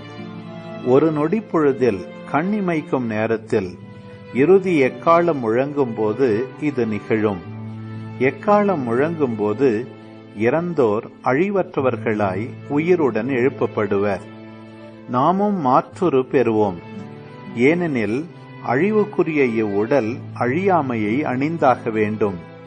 சாவுக்குரிய இவ்வுடல் சாகாமையை அணிந்தாக வேண்டும். அழிவுக்குரியது அழியாமையையும் சாவுக்குரியது சாகாமையையும் அணிந்து கொள்ளும்போது மறைநூலில் எழுதியுள்ள வாக்கு நிறைவேறும். சாவு முற்றிலும் ஒழிந்தது, வெற்றி கிடைத்தது. சாவே, உன் வெற்றி எங்கே? சாவே, உன் கொடுக்கு எங்கே? பாவமே சாவின் கொடுக்கு. பாவத்துக்கு வலிமை தருவது திருச்சட்டமே. ஆகவே நம் ஆண்டவர் இயேசு கிறிஸ்துவின் வழியாக நமக்கு இந்த வெற்றியை கொடுக்கும் கடவுளுக்கு நன்றி. எனவே என் அன்பார்ந்த சகோதர சகோதரிகளே, உறுதியோடு இருங்கள், நிலையாய் நில்லுங்கள். ஆண்டவருக்காக நீங்கள் உழைப்பது வீண் போகாது என்பதை அறிந்து ஆண்டவரின் பணியை இன்னும் அதிகமாக எப்போதும் செய்யுங்கள். நீதிமொழிகள் அதிகாரம் 28. அறிவில்லாத ஆட்சியாளர் குடிமக்களை வதைத்து கொடுமைப்படுத்துவார். நேர்மையற்ற முறையில் கிடைக்கும் வருவாயை வெறுப்பவர் நீண்ட காலம் வாழ்வார். கொலை செய்தவன் தப்பியோடுவதாக எண்ணி படுகொழியை நோக்கி விரைகிறான். அவனை எவரும் தடுக்க வேண்டாம். நேர்மையாக நடப்பவருக்கு தீங்கு வராது. தவறான வழியில் நடப்பவர் தீங்கிற்கு உள்ளாவார். ஆமீன். ஆண்டவரே, இந்த நாளுக்கான இந்த அழகான இறைவார்த்தை பகுதிக்காக நன்றி செலுத்துகிறோம் அப்பா. ஆண்டவரே, இன்று புனித பவுல் எவ்வளோ அழகாக அவங்கள பற்றி அறிவித்தார் ஆண்டவரே, அந்த ஏதென்ஸ் நகரத்தில். ஆண்டவரே, அவரை எல்லாரும் ஏளனப்படுத்தினாங்க, கிண்டல் செஞ்சாங்க. ஆனாலும் அவர் உங்கள் மேலே கிரேசியாக லவ்வாக இருந்தார் ஆண்டவரே, அன்பாக இருந்தார். எங்களுக்கும் அதே போல் ஒரு உள்ளத்தை தாங்கப்பா. அம்மா, நாங்கள் எங்கள் வாழ்க்கையை சுயநலமாக எங்களுக்காக வாழ்ந்துட்டு இருக்கோம். எங்களுடைய மனசு பிளவுபட்டிருக்கு, நிறைய விஷயங்களுக்கு பின்னாடி போகுது, எல்லாத்துலேயுமே சுயத்தை நாடுது. இறங்கத்தக்க மனிதர்கள் நாங்கள. எங்களை இந்த அழிவுக்குரிய உடல்ல இருந்து எங்களை யாருமா மீட்பா? இந்த ஊதாரி மகனு இந்த ஊதாரி மகளையும் அம்மான்ற நீங்கள் இல்லைன்னா நாங்கள் அப்பா விட்டு போயிடுவோம்மா. எங்களை புனித பவுலை போல மாற்றிடலாம் அம்மா. நாங்களும் ஆண்டவருக்காக ஓடணும், வைராகியமாக வாழணும். எங்களுடைய குடும்பம் நாங்கன்னு சுயநலமாக இல்லாமல் எங்களோட குடும்பத்தில் ஆண்டவர் நாங்கள் அறிவிக்கணும். எங்கள் பிள்ளைங்கக்கிட்ட முதல்ல அறிவிக்கணும். எங்கள் அப்பா அம்மா கிட்ட, சகோதர சகோதரிகள் கிட்ட பைபிள் ஸ்டடி நடத்தணும். அருள் தாரும் அம்மா. தந்தை, மகன், தூய ஆவியாரின் பெயராலே ஆமேன். முதல்ல இன்னைக்கு திருத்தூதர்கள் பணியில் பாருங்கள், 17ஆம் அதிகாரம் 2ஆம் வசனம் பாருங்கள். தம் வழக்கத்தின்படியே பவுல் அவர்களிடம் சென்று தொடர்ச்சியாக 3 ஓய்வு நாள்கள் மறைநூலை அடிப்படையாக வைத்து அவர்களுடன் வாதாடினார். முதல்ல எனக்கு எப்பயுமே இந்த ஒரு உருவகம் ரொம்ப பிடிச்சிருக்கு. பவுல் எங்கே போனாலும் முதல்ல போகிறாரு, தொழுகை கூடத்தில் போய் அவர் வாதாடுறாரு. அன்மதில் அப்போ அந்த ஒரு ஸ்பிரிட் இருந்துச்சுன்னு வச்சுக்கோங்களேன், ஆவியினருடைய அந்த நிரப்புதல் இருந்துச்சுன்னா நம்ம எங்கே போனாலும் அங்கே ஆண்டவர் அறிவிப்போம். பந்தர்களே, ஏதாவது வழி தேடிக்கிட்டே இருக்கும் நம்மளோட ஆவி. இதுக்கு எனக்கு இந்த மாதிரிலாம் இருந்ததே இல்லை அன்பர்களே. ஆனால் எனக்கு இந்த மாதா கிட்ட முழு அர்ப்பணம் செஞ்சதுக்கப்புறம் தான் மாதா சும்மா இருக்க மாட்டேங்கிறாங்க. ஆண்டவரை தவிர வேறு யாரையுமே விட மாட்டேங்கிறாங்க மாதா. நீங்களுமே அதை உண்மையிலே இந்த முழு அர்ப்பணத்தை எந்த ஒரு சுயநல நோக்கத்துக்காகவும் இல்லாமல் எனக்கு ஆண்டவர் இயேசுவை இன்னும் அதிகமாக தெரிஞ்சுக்கணும், நான் அவர் கூட இருக்கணுன்ற ஒரு உணர்வோடு நீங்கள் இருந்து பாருங்களேன். அதுக்காக அந்த முழு அர்ப்பண வாழ்க்கையை ஒவ்வொரு நாளும் மாதா கிட்ட கேட்டு பாருங்களேன். இந்த ஒரு வாஞ்சை இருக்கும். ட்ரெயினில் ட்ராவல் பண்ணாலும், பஸ்ஸில் ட்ராவல் பண்ணாலும், எங்கே இருந்தாலும் எங்கேயாச்சும் ஆண்டவர் அறிவிக்க முடியுமா, ஏதாவது கேப் கிடச்சா போக முடியுமான்னு ஒரு வாஞ்சையும் வைராக்கியமும் இருந்துக்கிட்டே இருக்கும் அன்பர்களே. ஸோ அப்போ பாருங்கள், அவர் எங்கெங்கெல்லாம் போய் 3 ஓய்வு நாள்கள் தொடர்ச்சா. அப்போ மற்ற ஓய்வு நாள் இல்லாமல் மற்ற நாள் என்ன பண்ணுவார்? மற்ற நாள் அவர் கூடாரம் செய்யக்கூடிய அந்த வேலை, டென்ட் மேக்கிங் வேலையாக அவர் இருப்பார் அன்பர்களே. அப்போ பாருங்கள், இடைவிடாத அவர் உழைச்சிக்கிட்டு இருக்காரு. இந்த பக்கம் அந்த பக்கம் நற்செய்தி அறிவிச்சிட்ருக்காரு. அப்போ நம்ம எத்தனை பிரிந்து போன சகோதரர்கள் நம்மளுடைய வேலை செய்கிற இடத்துல இருக்காங்க. அவங்கக்கிட்ட நம்ம கத்தோலிக்க திருச்சபையினுடைய இந்த விசுவாசங்களை நம்ம எடுத்து சொல்கிறோமா? எங்கே உத்திரிகை ஸ்தலம் இருக்குது? ஏன் நம்ம ஜெபமாலை ஜெபிக்கணும்? பைபிளிலேருந்து இனிமேல் நம்ம எடுத்து சொல்ல முடியுமா? அதுதான் கேள்வி. சரி, வாயில் சொல்கிறது மட்டும் இல்லை, வார்த்தையில், செயலில் அவங்களுக்கு மன்னிச்சு அவங்கள விடுறது, நம்ம கொஞ்சம் இறங்கி போகிறது, அவங்க எதாவது நம்ம தலையில் மிளகா அரைச்சாலுமே கூட நம்ம அதை பொறுமையாக பொறுத்துக்கிட்டு போகிறது. இப்படி நம்ம அன்புனால காட்டணும். அதை பொறுத்துட்டு போகிறப்ப நம்ம அதை அவங்களுக்கு காட்டணும். நான் கிறிஸ்தவன், நான் ஒரு கத்தோலிக்கன்றதுனால நான் அதை பண்ணுறேன். எனக்கு கிரைஸ்ட் தெரியும், எனக்கு பைபிள் தெரியும், நான் நற்கருணை வாங்குகிறேன், ஆண்டவர் எனக்குள்ளே உயிர் வாழ்கிறாரு. இந்த ஒரு உணர்வுனால நம்ம அப்படி இருக்கோமா? ஸோ அவர் பாருங்கள், எல்லாத்தையும் பைபிளில் இருந்தால், மறைநூலிருந்து அவர் எடுத்து காட்டுறார் அடிப்படையாக கொண்டு. நம்ம பைபிளிலேருந்து எடுத்து பிற மத சகோதரர்களுக்கு, பிரிந்து போன சகோதரர்களுக்கு சொல்கிறோமா? எல்லாமே நமக்கு பைபிளில் இருக்கிற மாதிரி. இப்போ இந்த பைபிள் இணையர் ப்ராஜெக்ட் அதுக்கு தான். நம்ம முடிக்கும் போது வி ஷுட் பி எக்யூப்ட். இது ஒரு தடவை பத்தலையா, இன்னும் 2-3 தடவை, இன்னும் ஒவ்வொரு வருஷம் நமக்கு வயசு கூட்டி கொடுக்குறாரோ நம்ம படிச்சுக்கிட்டே இருப்போம். சரி, 7ஆம் வசனம் பாருங்கள் நண்பர்களே. இப்போ புனித பவுலை வந்து வேற ஒரு அரசர் இருக்காருன்னு சொல்லி அவர் வந்து மிஸ்டேக் பண்ணிக்கிறாங்க, அவர் வந்து தவறாக எடுத்துக்கிறாங்க. ஏன் அவரை இயேசு ஆண்டவரை வந்து கிறிஸ்துன்னு ப்ரொக்ளைம் பண்ணும்போது சீசரோட இன்னொருத்தர் அரசர் இருக்காரு அப்படின்னு சொல்லிட்டு அவங்க ப்ரொப்போஸ் பண்ணுற மாதிரி இவங்க நினச்சிக்கிறாங்க நண்பர்களே. ஸோ இந்த கிளாடியஸ் சீசர் தவிர கிபி 41 54 வரைக்கும் பவுல் இந்த ஊழியம் புரிஞ்சிட்ருக்க டைமில் அவர் தான் பேரரசர் இருக்கார், கிளாடியஸ் சீசர். ஸோ அவருக்கு பதிலாக வந்து நீ வேற ஒருத்தர் இது பண்ணுறேன்னு சொல்லிட்டு தான் இவங்களை அந்த ஒரு குற்றச்சாட்டு தான் இவங்க வந்து முன்னிலைத்தை வைக்கிறாங்க நண்பர்களே. பட் ஆக்சுவலாக நம்ம புதிய ஏற்பாடு எப்படி பார்த்தோன்னா, விண்ணக அரசராகி ஆண்டவர் இயேசுவை நம்ம வணங்கும்போது இங்கே உலகத்தில் இருக்கக்கூடிய அதிகாரிகளை நம்ம வந்து புறக்கணிக்கணும்னு அவசியம் கிடையாது. நம்ம புதிய ஏற்பாட்டில் திரும்ப வாசிக்கிறோம். ரோமர் 13:1, 1 பேதுரு 2:17 எல்லா உலக தலைவர்கள், அரச தலைவர்களுக்கும் நம்ம அதை வந்து நம்ம அவங்களுக்கு கீழ்ப்படிஞ்சு போகணும். ஏன்னா அந்த அதிகாரம் அவங்ககிட்ட இருந்து வருது நம்ம வாசிக்கிறோம். ஸோ அதனால் எந்த ப்ராப்ளமும் இல்லை அன்பர்களே. அதுக்கப்புறம் பாருங்கள் 17ஆம் அதிகாரம் 11ஆம் வசனம் திருத்தூதர்கள் பணியில்.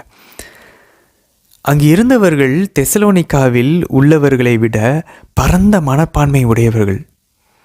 அவர்கள் முழு ஆர்வத்துடன் இறைவார்த்தையை ஏற்றுக்கொண்டு அவர்கள் கூறுவன மறைநூலில் ஒத்துள்ளதா என நாள்தோறும் ஆய்ந்து வந்தார்கள்.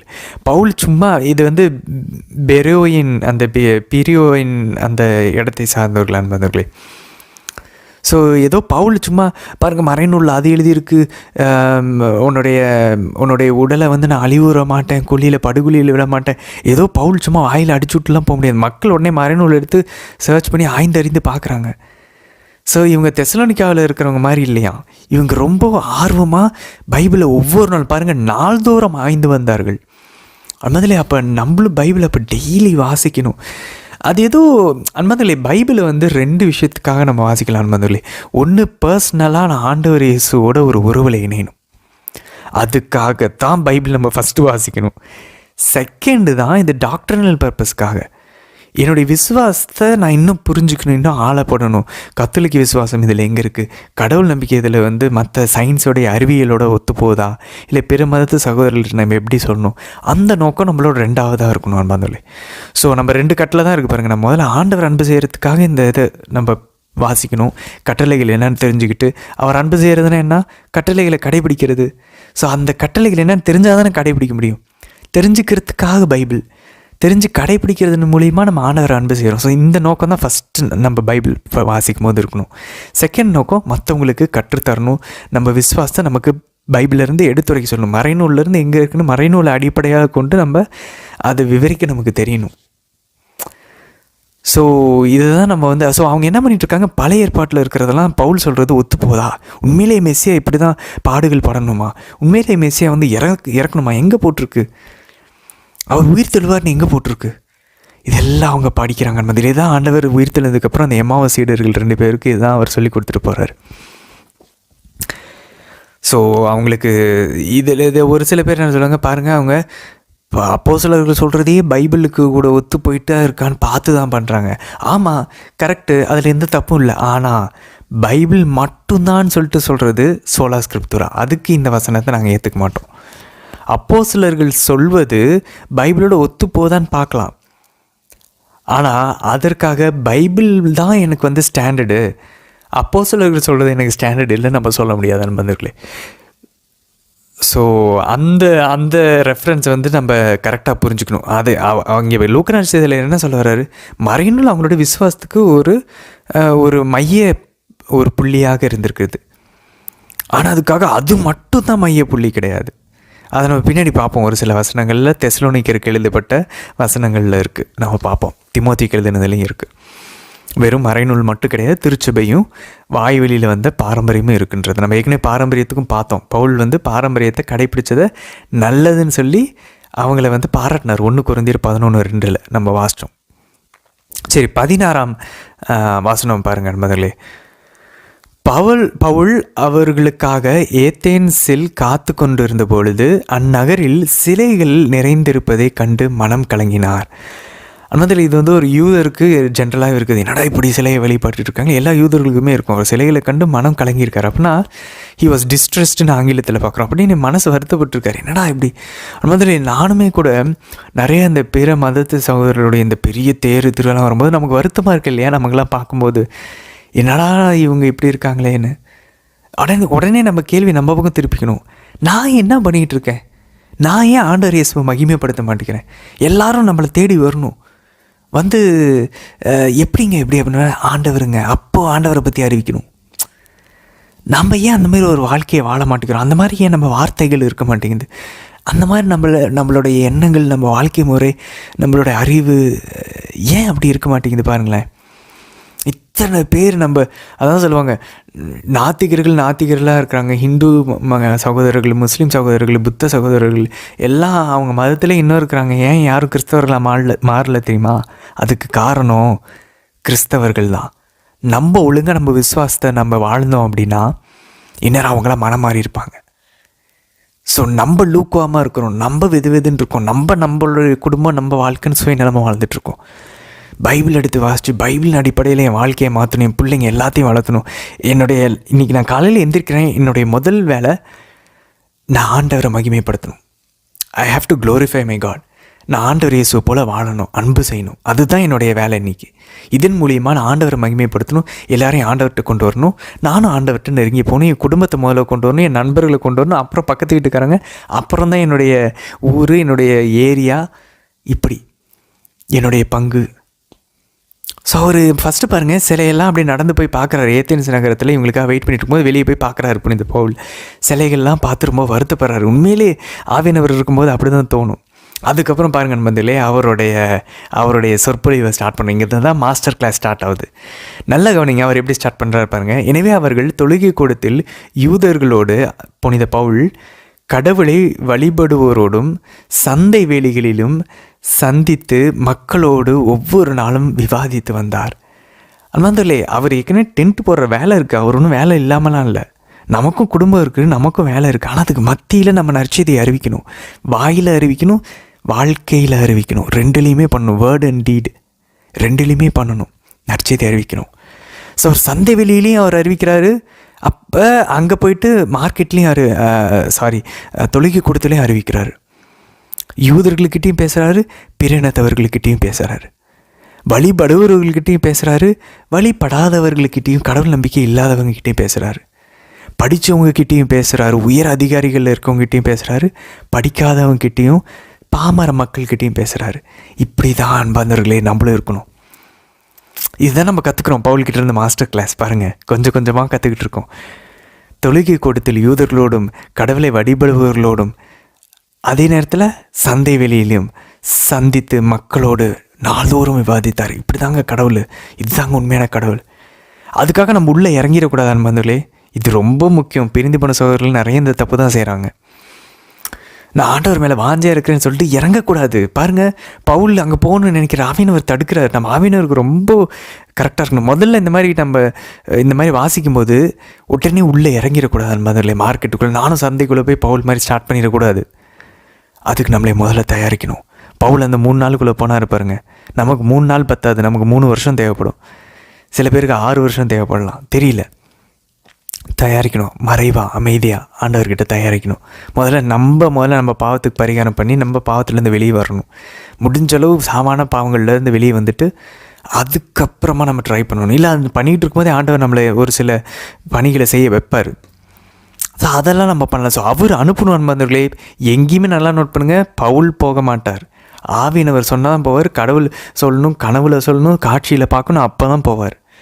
நமக்கு கனவு காட்சிலாம் வரலனாலும் மனசில் உந்துதல் வரும், ஸ்ட்ராங்காக வரும். அப்போ தான் நம்ம மூவ் பண்ணணும் நண்பர்களே. அனுப்பப்படாமல் நம்ம போகக்கூடாது, நம்மளாக எடுத்துக்கிட்டு போகக்கூடாது. 18ஆம் வசனம் பாருங்கள். எபிகூரார், ஸ்தோயிக்கர் ஆகிய மெய்யியல் அறிஞர் சிலர் அவருடன் கலந்து உரையாடினர். வேறு சிலர் இவன் என்னதான் பிதற்றுகின்றான் என்றனர். அன்பார்ந்தவர்களே, அதாவது ஹையஸ்ட் எண்ட் ஸ்பெக்ட்ரம், உச்சக்கட்டமான அறிஞர்கள்கிட்ட போய் பேசுகிறாரு. சந்தையில் போயிட்டு படிக்காதவங்ககிட்டையும் பேசுகிறார், கடைக்காரவங்ககிட்ட போய் பேசுகிறது. யோசிச்சு பாருங்க அன்பார்ந்தவர்களே, நம்ம அந்த மாதிரி போய் சந்தையில் பேசுகிறோமா? கோயம்பேடு ஏதாவது நம்ம ஊரில் இருக்க தெரு சந்தைகளில் சும்மா தள்ளுவண்டிக்காரவங்ககிட்ட ஆண்டவரை பற்றி அது வந்து சும்மா நம்ம பேசணும்னு வச்சுக்கோங்களேன், அது ஒரு மாதிரி ஆர்டிஃபிஷியலாக செயற்கையாக இருக்கும் அன்பார்ந்தவர்களே. அது உள்ள அன்புலேருந்து பொங்கி வரணும். அது பொங்கி வராமல் நம்மளாக ஆர்டிஃபிஷியலாக அதை கொண்டு வந்துடக்கூடாது. அதுதான் பிரிந்து போன சகோதரர்கள் பண்ணுற தப்பு நான் சொன்னேன். அதை பண்ணிடவே கூடாது. நம்ம முதல்ல நம்ம ஆண்டவர்னால அன்புலால் நிறைய ஆரம்பிக்கணும். மினிமம் ஸ்டார்ட் 4 ரோசரிஸ், முழு அர்ப்பணம். இந்த 2 தான் ஃபஸ்ட்டு வழி. 4 ஜெபமாலை ஜெபிக்க ஆரம்பிக்கணும், முழு அர்ப்பணம் செய்யணும், பைபிள் வாசிக்க ஆரம்பிக்கணும், புனிதரை பற்றி வாசிக்கணும். இது செய்ய பாவத்துக்கு பரிகாரம் உபவாசம் இருக்க இந்த நெருப்புனால் ஆவினால் நிரம்ப ஆரம்பிப்போம். அப்போ ஆண்டவர் எடுத்து பயன்படுத்த ஆரம்பிப்பார். பாருங்கள், அவர் அறிஞர்கள்கிட்ட பேசுகிறாரு. அவங்க என்ன சொல்கிறாங்க பாருங்கள், இவன் என்ன தான் பிதற்றிருக்கிறான். அன்பார்ந்தவர்களே, இதை வந்து என்ன சொல்கிறாங்க அப்படின்னா ஆங்கிலத்தில் what this parrot is talking about அப்படின்னா, இந்த கிளி என்ன தான் பேசுது அப்படின்னா, சும்மா கீன்னு உயிர் தெழுதல் இதை பற்றியே பவுல் பேசிக்கிட்டு இருக்காரு. ஸோ இந்த எபிக்யூரியன்ஸ்லாம் யாருன்னு அன்பார்ந்தவர்களே, இவங்க வந்து கடவுள் வந்து இருந்திருந்தா அவங்கெல்லாம் கடவுள் நம்ம மனுஷங்க விஷயத்தில் அவங்க தலையிட மாட்டாங்க. அதனால் இவங்க என்ன நினச்சாங்க, நம்ம இருக்க வரைக்கும் நம்ம உடலின் இன்பங்களுக்கு இடம் கொடுப்போம், சென்சுவல் ப்ளஷர்ஸ், இச்சைக்குரிய விஷயங்களுக்கு நம்ம இடம் கொடுப்போம், உடலின் இன்பங்களுக்கு இடம் கொடுப்போம்னு சொல்லிட்டு இந்த எபிக்யூரியன்ஸ்லாம் அப்படிப்பட்ட ஆளுங்க. இந்த ஸ்தோயிக்கர்கள்னு பார்த்தோம் இல்லையா, ஸ்டாய்க் ஃபிலாசபர்ஸ். எபிக்யூரியன்ஸ்ன்றவங்க அந்த உடலின் இன்பங்களுக்கு இடம் கொடுத்து கடவுள்லாம் நம்மளை கண்டுக்க மாட்டாருங்க அப்படின்னு சொல்லி நினைக்கிறவங்க.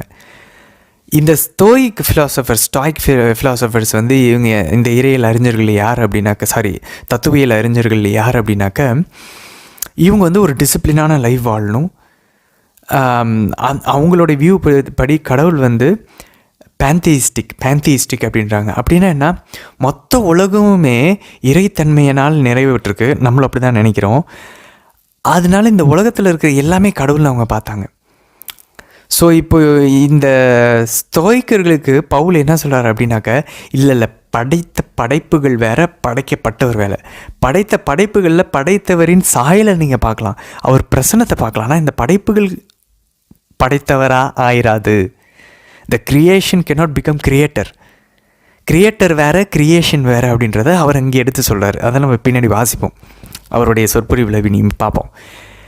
அங்கே இந்த உலக இச்சைப்படி வாழ்கிறவங்ககிட்ட என்ன சொல்கிறாரு, கடவுள் இருக்கிறாரு, அவர் உங்ககிட்ட நெருங்க இருக்காரு, அவர் தண்டிக்க வர போகிறார் அப்படின்றாங்க.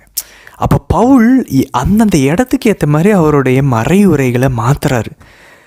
அவர் மாற்றுறாருல, அவருக்குள்ளேருந்து ஆவியானவர் மாற்றுறாரு, அந்த ஞானத்தை கொடுக்குறாரு. ஸோ இவர் இவ்வளோலாம் பேசி முடிச்சதுக்கப்புறம் பாருங்கள், இப்போ நமக்கு இந்த யூடியூப் ஒரு சந்தைக்கடை மாதிரி தான். ஈஸியாக யார்கிட்ட வேணால் நம்ம ரீச் பண்ணலாம் அந்த யூடியூப்பில் வீடியோஸ் போடுறது மூலிமா. ஆனால் எல்லாருக்கும் யூடியூப் வீடியோ ஆண்டவர் அழைக்கிறாரா தெரியல, பார்க்கணும். அது மாதிரி யூடியூப் வீடியோலாம் ஸ்டார்ட் பண்ணுறது ஈஸி, அது தொடர்றது கஷ்டம். அது உண்மையிலேயே அது ஆண்டவருடைய பணியாக இருக்கும்போது சும்மா சாதாரணமாக நம்ம வேறு விஷயங்களை பற்றி நிறைய வீடியோஸ் போடலாம், கஷ்டமே வராது. ஸ்பெசிஃபிக்காக மனமாற்றத்துக்கு சம்மந்தமாக போட்டு பாருங்கள், மாதாவை பற்றி போட்டு பாருங்கள், ஜெபமாலையை பற்றி போட்டு பாருங்கள், நிறைய பிரச்சனை வரும் அன்பார்ந்தவர்களே. பேப்லர் அப்படின்றாங்க, பேரட்டுன்றாங்க, அவரை பார்த்து எல்லாரும் சிரிக்கிறாங்க. ஸோ ஆப்போசிஷன்ஸ் வரும், எதிர்ப்புகள் வரும். நம்ம அதுக்கு மனசு தளரவே கூடாது. ஏன்னா ஏற்கனவே ஆண்டவர் அப்படி தான் அவங்க வந்து அசிங்கப்படுத்தினாங்க. அது மாதிரி அவரை பாருங்கள், பவுலை வடக்குலையும் அசிங்கப்படுத்தி அமிச்சாங்க, கிண்டல் அடித்தாங்க. இங்கேயும் கேபிட்டல்லையும் தலைநகரத்துலையும் ஏத்தென்ஸ்லையும் கிண்டல் அடிக்கிறாங்க.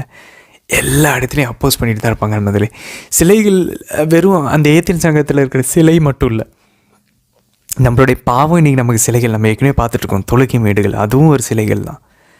ஸோ நம்ம இதுக்கு எதிராக தான் இப்போ நம்ம வந்து நம்மளுடைய பிள்ளைங்களை, நம்ம குடும்பத்தினர்களுக்கு நற்செய்தி அறிவிக்கணும். இப்போ பொற்கன்று குட்டிகள் நம்ம யாரும் வணங்குறதில்ல, ஆனால் நம்மளுடைய சுயநலத்தை வணங்கிட்டு இருக்கோம், பேராசைகளை வணங்கிட்டு இருக்கோம். நமக்கு தெரியும் இன்னும் நிறைய அந்த லிஸ்ட்டில் இருக்குது. சரி, அதுக்கப்புறம் என்ன நடக்குது பாருங்கள், 19ஆம் வசனம். பின்பு அவர்கள் அவரை அரியோப்பாகு அதான் அந்த அரியோபாகஸ் அப்படின்றோம் இல்லையா, அரியோபாகு என்னும் மன்றத்திற்கு அழைத்து கொண்டு போய் நீர் அளிக்கும் இந்த புதிய போதனையை பற்றி நாங்கள் அறியலாமா அப்படின்றாங்க. ஸோ இது வந்து இறையில என்ன சொல்கிறாங்கன்னா, இது வந்து ஒரு கோர்ட் ட்ரையல் மாதிரி அனுபவங்களை போயிட்டு அவரை வந்து நிற்க வச்சு விசாரிக்கிறாங்களாம், கோர்ட்டில் விசாரிக்கிற மாதிரி. அங்கே இருக்கக்கூடிய எல்லா leading figures of the cultures, அந்த நாகரிகத்தினுடைய தலை சிறந்த முக்கியமான ஆட்கள் எல்லாம் அந்த அரியோபாகு அப்படின்ற அந்த மன்றத்தில் கூடி வந்திருக்காங்க. அங்கே பவுலை வந்து பேச சொல்கிறாங்க. ஸோ அங்கே தான் அவருடைய ஸ்பீச் இப்போ ஸ்டார்ட் ஆகுது அன்பர்களே. ஸோ இப்போ நம்ம பின்னணியை பார்த்துட்டோம். இந்த ஸ்தோயிக்கியர்கள் இருக்காங்க, அதுக்கப்புறம் இங்கே எபிக்யூரியர்கள் இருக்கிறாங்க, அதுக்கப்புறம் சிலைகள் வழிபடுறாங்க. இப்படி இந்த பேக்ரவுண்டில் உடம்புக்கு இன்பம் கொடுக்குறவங்க, இந்த உலகம் ஃபுல்லாக கடவுள் தான், எல்லாமே கடவுள்னு சொல்லிட்டு இருக்கவங்க, இந்த பின்னணியில் பவுல் இப்படி பேச ஆரம்பிக்கிறார் பாருங்கள். 22ஆம் வசனம் 23ஆம் வசனம், திருத்துதர்கள் பணி 17ஆம் அதிகாரத்தில். அரியோபாகு மன்றத்தின் நடுவில் பவுல் எழுந்து நின்று கூறியது, ஏதென்ஸ் நகர மக்களே, நீங்கள் மிகுந்த சமய பற்றுதல் உள்ளவர்கள் என்பதை நான் காண்கிறேன். எப்படி ஸ்டார்ட் பண்ணுறாரு பாருங்களேன். இது என்ன சொல்லுவாங்களான்னு நண்பர்களே, அவங்க வந்து இது வந்து இந்த பெனவலன்ஸ் ஆஃப் ஸ்பீச் அப்படின்வாங்க.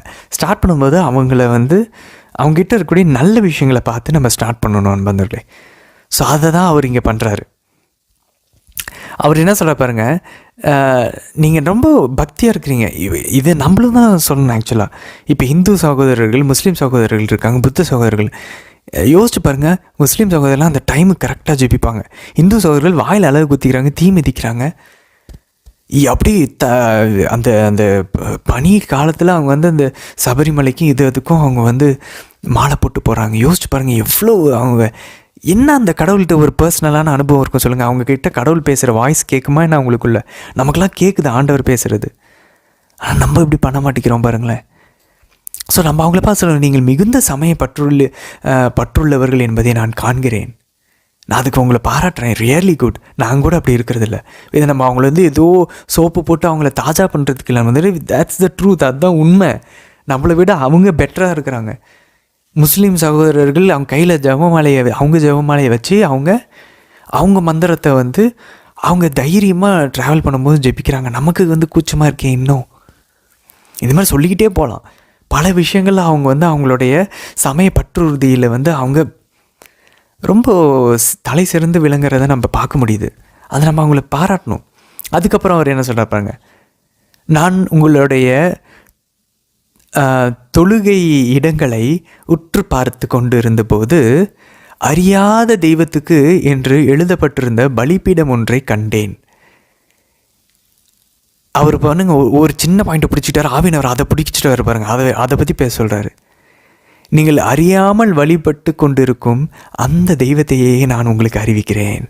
ஓ வெரி குட். ஃபஸ்ட் என்ன சொன்னார், நீங்கள் ரொம்ப சமய பக்தி உள்ளவங்க, நீங்கள் கடவுளை வழிபடுறீங்க, எல்லாம் நான் காண்கிறேன். Very good.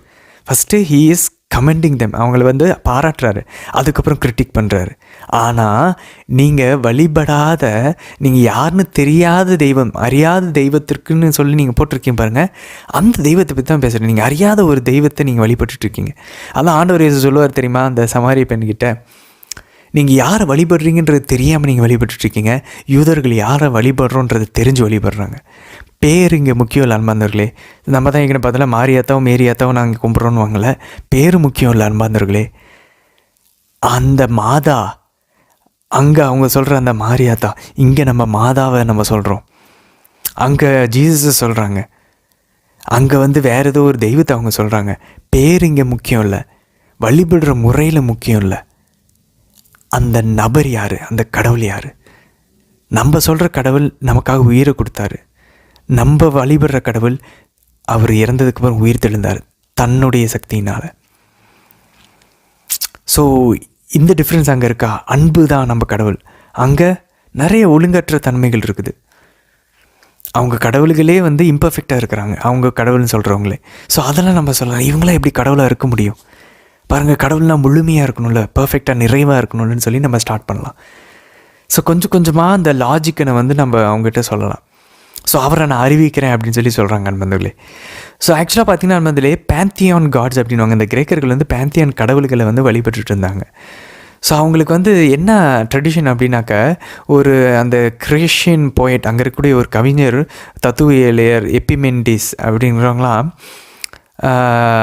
ஒரு சில அந்த மாதிரி பீடங்களை இருக்கிறத வச்சுட்டு என்ன பண்ணுவாங்களாம், ஒரு பெரிய கொள்ளை நோய் வந்திருக்குது ஏத்தென்ஸ் நகரத்தை கிமு 600களில், ஒரு 6வது நூற்றாண்டில் ஒரு மிகப்பெரிய கொள்ளை நோய் பரவியிருக்கான் வந்தர்களே.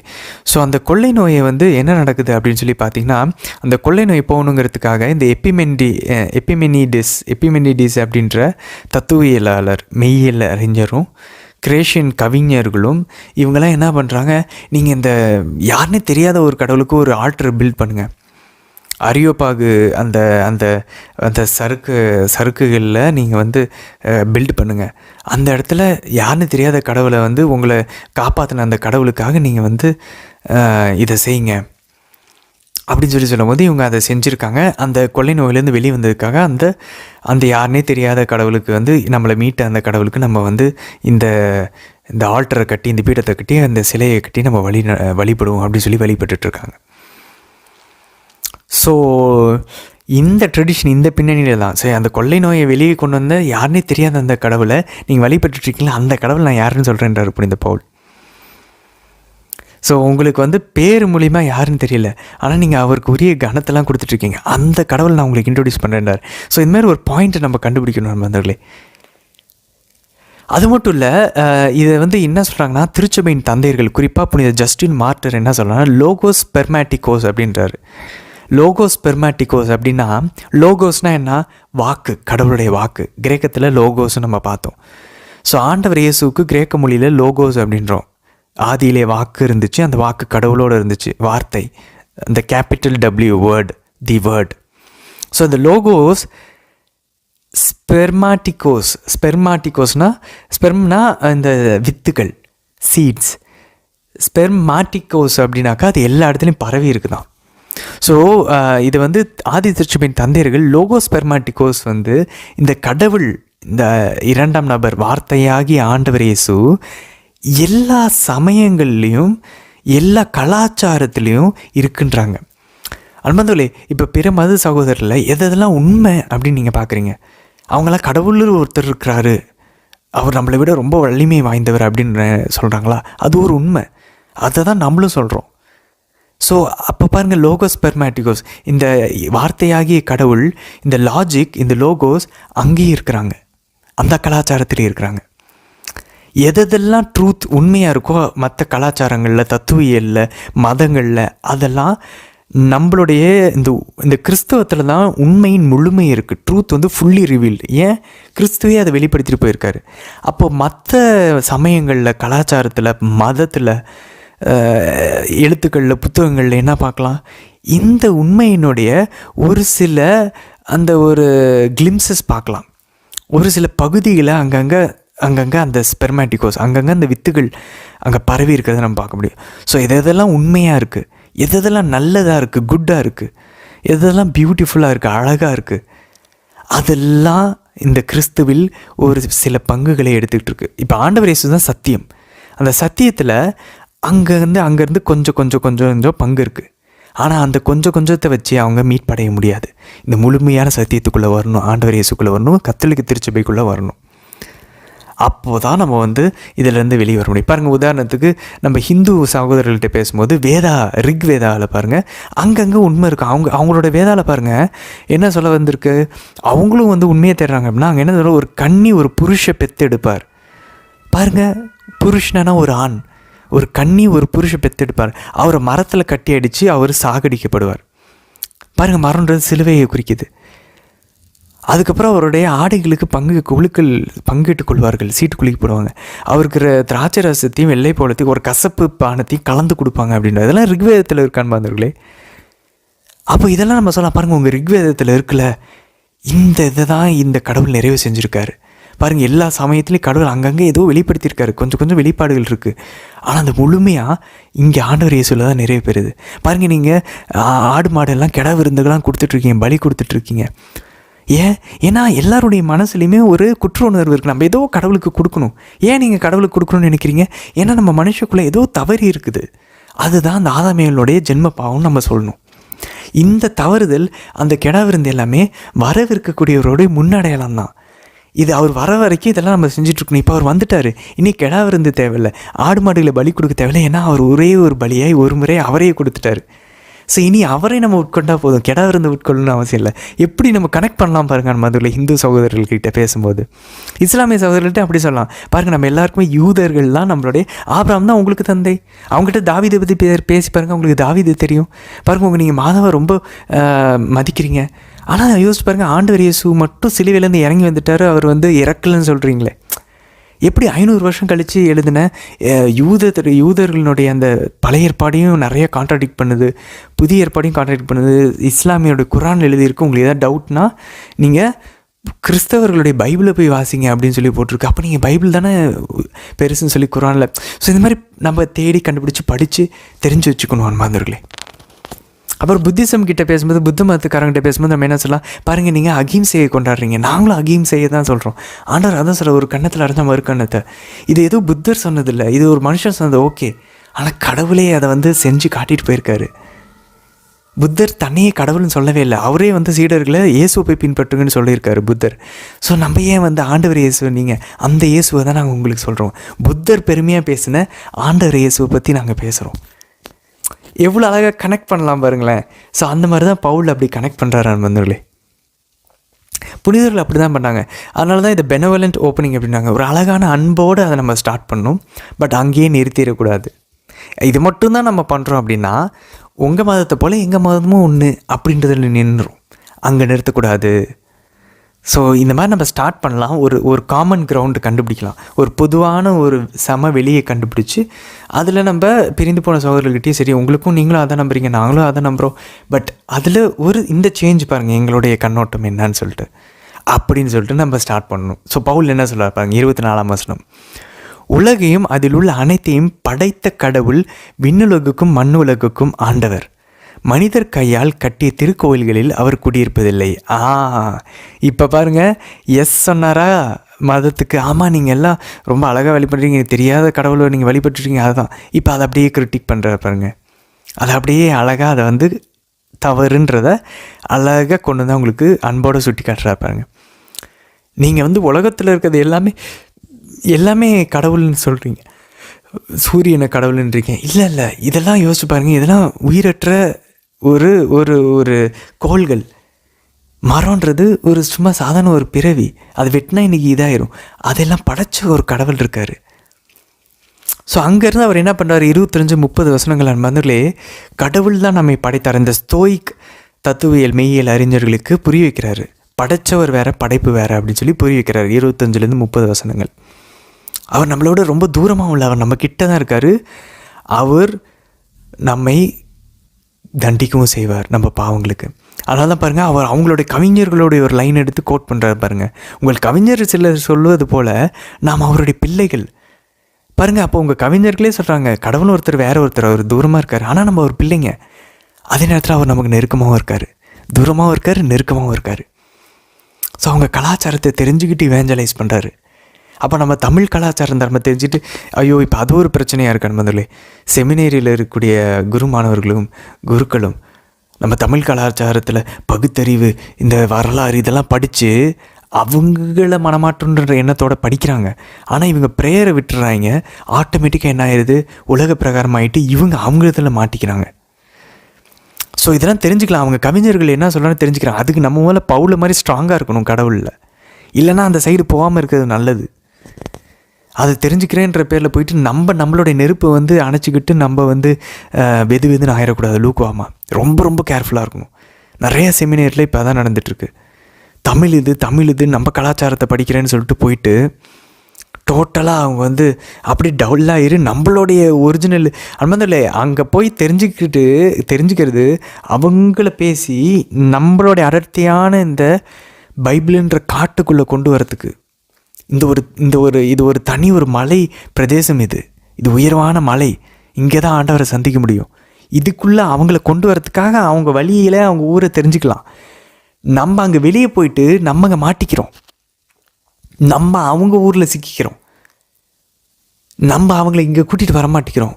நம்ம என்ன பண்ணுறோம், அங்கே இருக்கு பாருங்க அதாங்க பைபிள்ன்ற காடு, அப்படி சொல்லக்கூடாது. நீங்கள் அந்த காட்டுக்குள்ளே வாங்கன்னு சொல்லி அவங்கள உள்ளே கூட்டிகிட்டு போய், இப்போ நம்ம எப்படி ஜனவரி மாதத்துலேருந்து ஒரு பயணத்துக்குள்ளே வந்திருக்கோம், உள்ளே பூந்து ஆதாம், நோவா, ஆப்ராம், மோசே, தாவீது, இறைவாக்கினர்கள், எஸ்ரா, நெகேமியா, அப்படி வரணும். மத்தேயு நற்செய்தியாளர், லூக்கா நற்செய்தி, இப்படி இந்த காட்டுக்குள்ளே வரணும். இந்த பயணத்துக்குள்ளே அவங்கள கூட்டிகிட்டு வந்து இப்போ சொல்லுங்கள் இந்த கடவுள் நீங்கள் என்ன சொல்கிறீங்கன்னு. ஆவியானவர் ஆட்டோமேட்டிக்காக அவங்க மனசை நேரம் பண்படுத்தியிருப்பார் இந்த பயணத்துக்குள்ளே இருந்து வரும்போது. 31ஆம் வசனம் பாருங்கள். ஏனென்றால் ஒரு நாள் வரும், அப்பொழுது தாம் நியமித்த ஒருவரை கொண்டு அவர் உலகிற்கு நேர்மையான தீர்ப்பை அளிப்பார். பாருங்கள், இப்போது அந்த எபிகூரியர்களுக்கு, நீ உங்கள் உடம்பு நிச்சயப்படி போயிட்டுருக்கீங்க, ஆண்டவர் ஒரு நாள் வரும், அன்னைக்கு அவர் தண்டிப்பார். இறந்த அவரை உயிர்த்தலை செய்ததன் வழியாக இந்நம்பிக்கை உறுதியானதென எல்லோருக்கும் தெளிவுபடுத்தினார். ஸோ அவர் உயிர்த்தெழுந்ததுனால தான் இது உண்மை அப்படின்றது நமக்கு தெரிய வருது. அதனால் ரியாக்ஷன் என்ன? இறந்தவர் உயிர்த்தெழுதல் என்பதை பற்றி கேட்டதும் சிலர் அவரை கிண்டல் செய்தனர். அன்பார்ந்தவர்களே, கேட்குறவங்களுக்கு செத்தவங்களை உயிர்த்தெழுறதா? ஆமாம், இப்போ கூட சொல்லி பாருங்க, எங்கள் செத்தவங்க இதெல்லாம் நம்புறியா நீ அப்படின்னு வாங்க. அவங்களோட ரியாக்ஷன் கரெக்டு தான் அன்பார்ந்தவர்களே. அவங்களுக்கு புரிஞ்சிருச்சு செத்தது உயிர்த்தெழுகிறதுனா என்னன்னு. கத்தோலிக்கர்களாகிய நமக்கு தான் புரிய மாட்டேங்குது.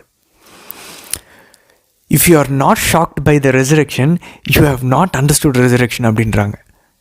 உயிர்த்தெழுதல்னால நம்ம அதிர்ச்சி அடைந்து ஆச்சரியம் அடையலை இன்னும் அப்படின்னா, இன்னும் நம்ம உயிர்த்தெழுதலையே நம்ம ஒழுங்காக உள்வாங்கலைன்னு அர்த்தம். இது கிண்டல் செய்யக்கூடிய ஒரு விஷயமாக தான் இருக்கணும். இல்லை இது சீரியஸான நம்பிட்டோம், இது உண்மை அப்படின்னா இது ரொம்ப சீரியஸான விஷயம். இல்லைனா இது ஒரு பொய், போலி, ஏதோ முட்டாள்தனம்.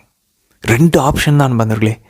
நம்ம 2க்கும் இல்லாமல் நடுவில் நின்றுட்டுருக்கோம். நான் நம்புகிறேன், ஆனால் அது என்னன்றது அந்தளவு பார்க்க மாட்டேன். நம்புகிறேன், ஓகே, மேலோட்டமாக நம்புகிறேன், நான் நம்புகிறேன், ஆண்டவர் உயிர்த்தெழுந்ததை நம்புகிறேன். நீ உண்மையிலே அதை உணர்ந்து நம்புறீங்களா? இந்நேரம் நீங்கள் ஷாக் ஆகிருக்கணும். ஒன்று கிண்டலில் இருக்கணும், இல்லை ரொம்ப சீரியஸ் ஆகிடணும். உண்மையிலே ஒரு உயிர்த்தெழுந்தாரா? பவுலோடைய டைமில் நிறைய பேர் சொல்லுவாங்க, அந்த காலத்து மக்கள்லாம் அந்தளவு படிப்பறிவு இல்லை, அறிவியல் ஞானம் இல்லை, அதனால் இறந்தவங்க உயிர்த்தெழுந்தனால அங்கங்கே நம்பி எல்லாம் கிறிஸ்தவங்கள் ஆகிட்டாங்க அப்படின்றாங்க. இல்லை, எல்லாருக்கும் தெரியும் செத்து போனவங்க செத்து தான் கிடப்பாங்கன்னு. அதனால தான் சிரிக்கிறாங்க பாருங்கள். பவுலுடைய காலத்திலே இறந்தவர் உயிர்த்தெழுதலா என்று சொல்லி அவர்களை கிண்டல் அடித்தார்கள். அப்போ மக்களுக்கு தெரியுது 2000 வருஷம் முன்னாடியே செத்து போனவங்க உயிர்த்தெழ மாட்டாங்க அப்படின்னு. அவங்க ஒன்றும் ஸ்டூப்பிட் கிடையாது, பைத்தியக்காரங்க கிடையாது. செத்தவங்க உயிர்த்தெழுந்தாங்கன்னா உடனே அப்படியே கண்டுபிடி நம்புறதுக்கு 2000 வருஷம் முன்னாடினா அப்படிலாம் ஒன்றும் ரொம்ப மோசமாலாம் இல்லை முதல்ல. அறிவியல் இல்லைன்றதுக்காக மக்கள்லாம் முட்டாள்கள் கிடையாது. அப்போது பாருங்கள், அவங்களுக்கு தெரியுது. அதனால தான் இறந்தவர்கள் உயிர்த்தெழுதானோடனே பவுலை பார்த்து சிரிக்கிறாங்க. அப்படிப்பட்ட டைமில் தான் கிறிஸ்தவத்தை நம்ப வச்சுருக்காங்க. ஏன்னா அடையாளங்கள், அற்புதங்கள் நடந்துச்சு, அதுக்காக உயிரை கொடுத்தாங்க, நாங்கள் கண்ணில் பார்த்தோன்றாங்க. நம்ம அதை வாசிப்போம் பின்னாடி. இப்படி இந்த பவுல் சொல்லுவார், நாளைக்கெல்லாம் நம்ம அதை பார்ப்போம். சரி, அதுக்கப்புறம் என்ன நடக்குது? அவருக்கு என்ன பே ஆஃப் கிடச்சிது நம்மளே? இவ்வளோ அழகாக அவர் என்னென்னமோ கவிஞர்களை பற்றிலாம் சொல்கிறாரு. பேப்லர்னு சொன்னாங்க. யார் இவன், என்னடா பிதட்டிட்டு உளறிக்கிட்டு இருக்கான் பாரு அப்படின்றாங்க. என்னடா அப்படி சொல்லி கிண்டல் அடிக்கிறாங்க. உயிர்த்தெழுதலை பற்றி பேசுகிறான்னு. என்ன பே ஆஃப்? அவருக்கு என்ன கிடச்சிச்சு? மற்றவர்கள் இதை பற்றி நீர் மீண்டும் பேசும், கேட்போம், பார்க்கலாம். போயிட்டு வா பவுல், பார்க்கலாம், நல்லா தான் இருந்துச்சு ஏதோ நீ சொன்னது, பார்க்கலாம். யோசிச்சு பாருங்க நம்மளே. ஆண்டவர் சந்தித்து, ஆண்டவர் அமைச்சு, ஆவினவரில் ஏற்பப்பட்டு வல்லமையினால் இருந்த புனித பவுலுடைய பிரசங்கத்துக்கு இது தான் அவருக்கு கிடைச்ச சன்மானம். இதை பற்றி நீ மீண்டு வா, நாளைக்கு வா, பேசிக்கலாம். எவ்வளோ யதார்த்தமாக இருக்குது பாருங்களேன். ஆதி திருச்சபையில் ஃபஸ்ட்டு நற்செய்தி விதைக்கு இவ்வளவு தான் ரெஸ்பான்ஸ். 34ஆம் வசனம் பாருங்கள். சிலர் நம்பிக்கை கொண்டு அவர்களுடன் சேர்ந்து கொண்டனர். அவர்களுள் அரியோபாகு மன்றத்திற்கு உறுப்பினரான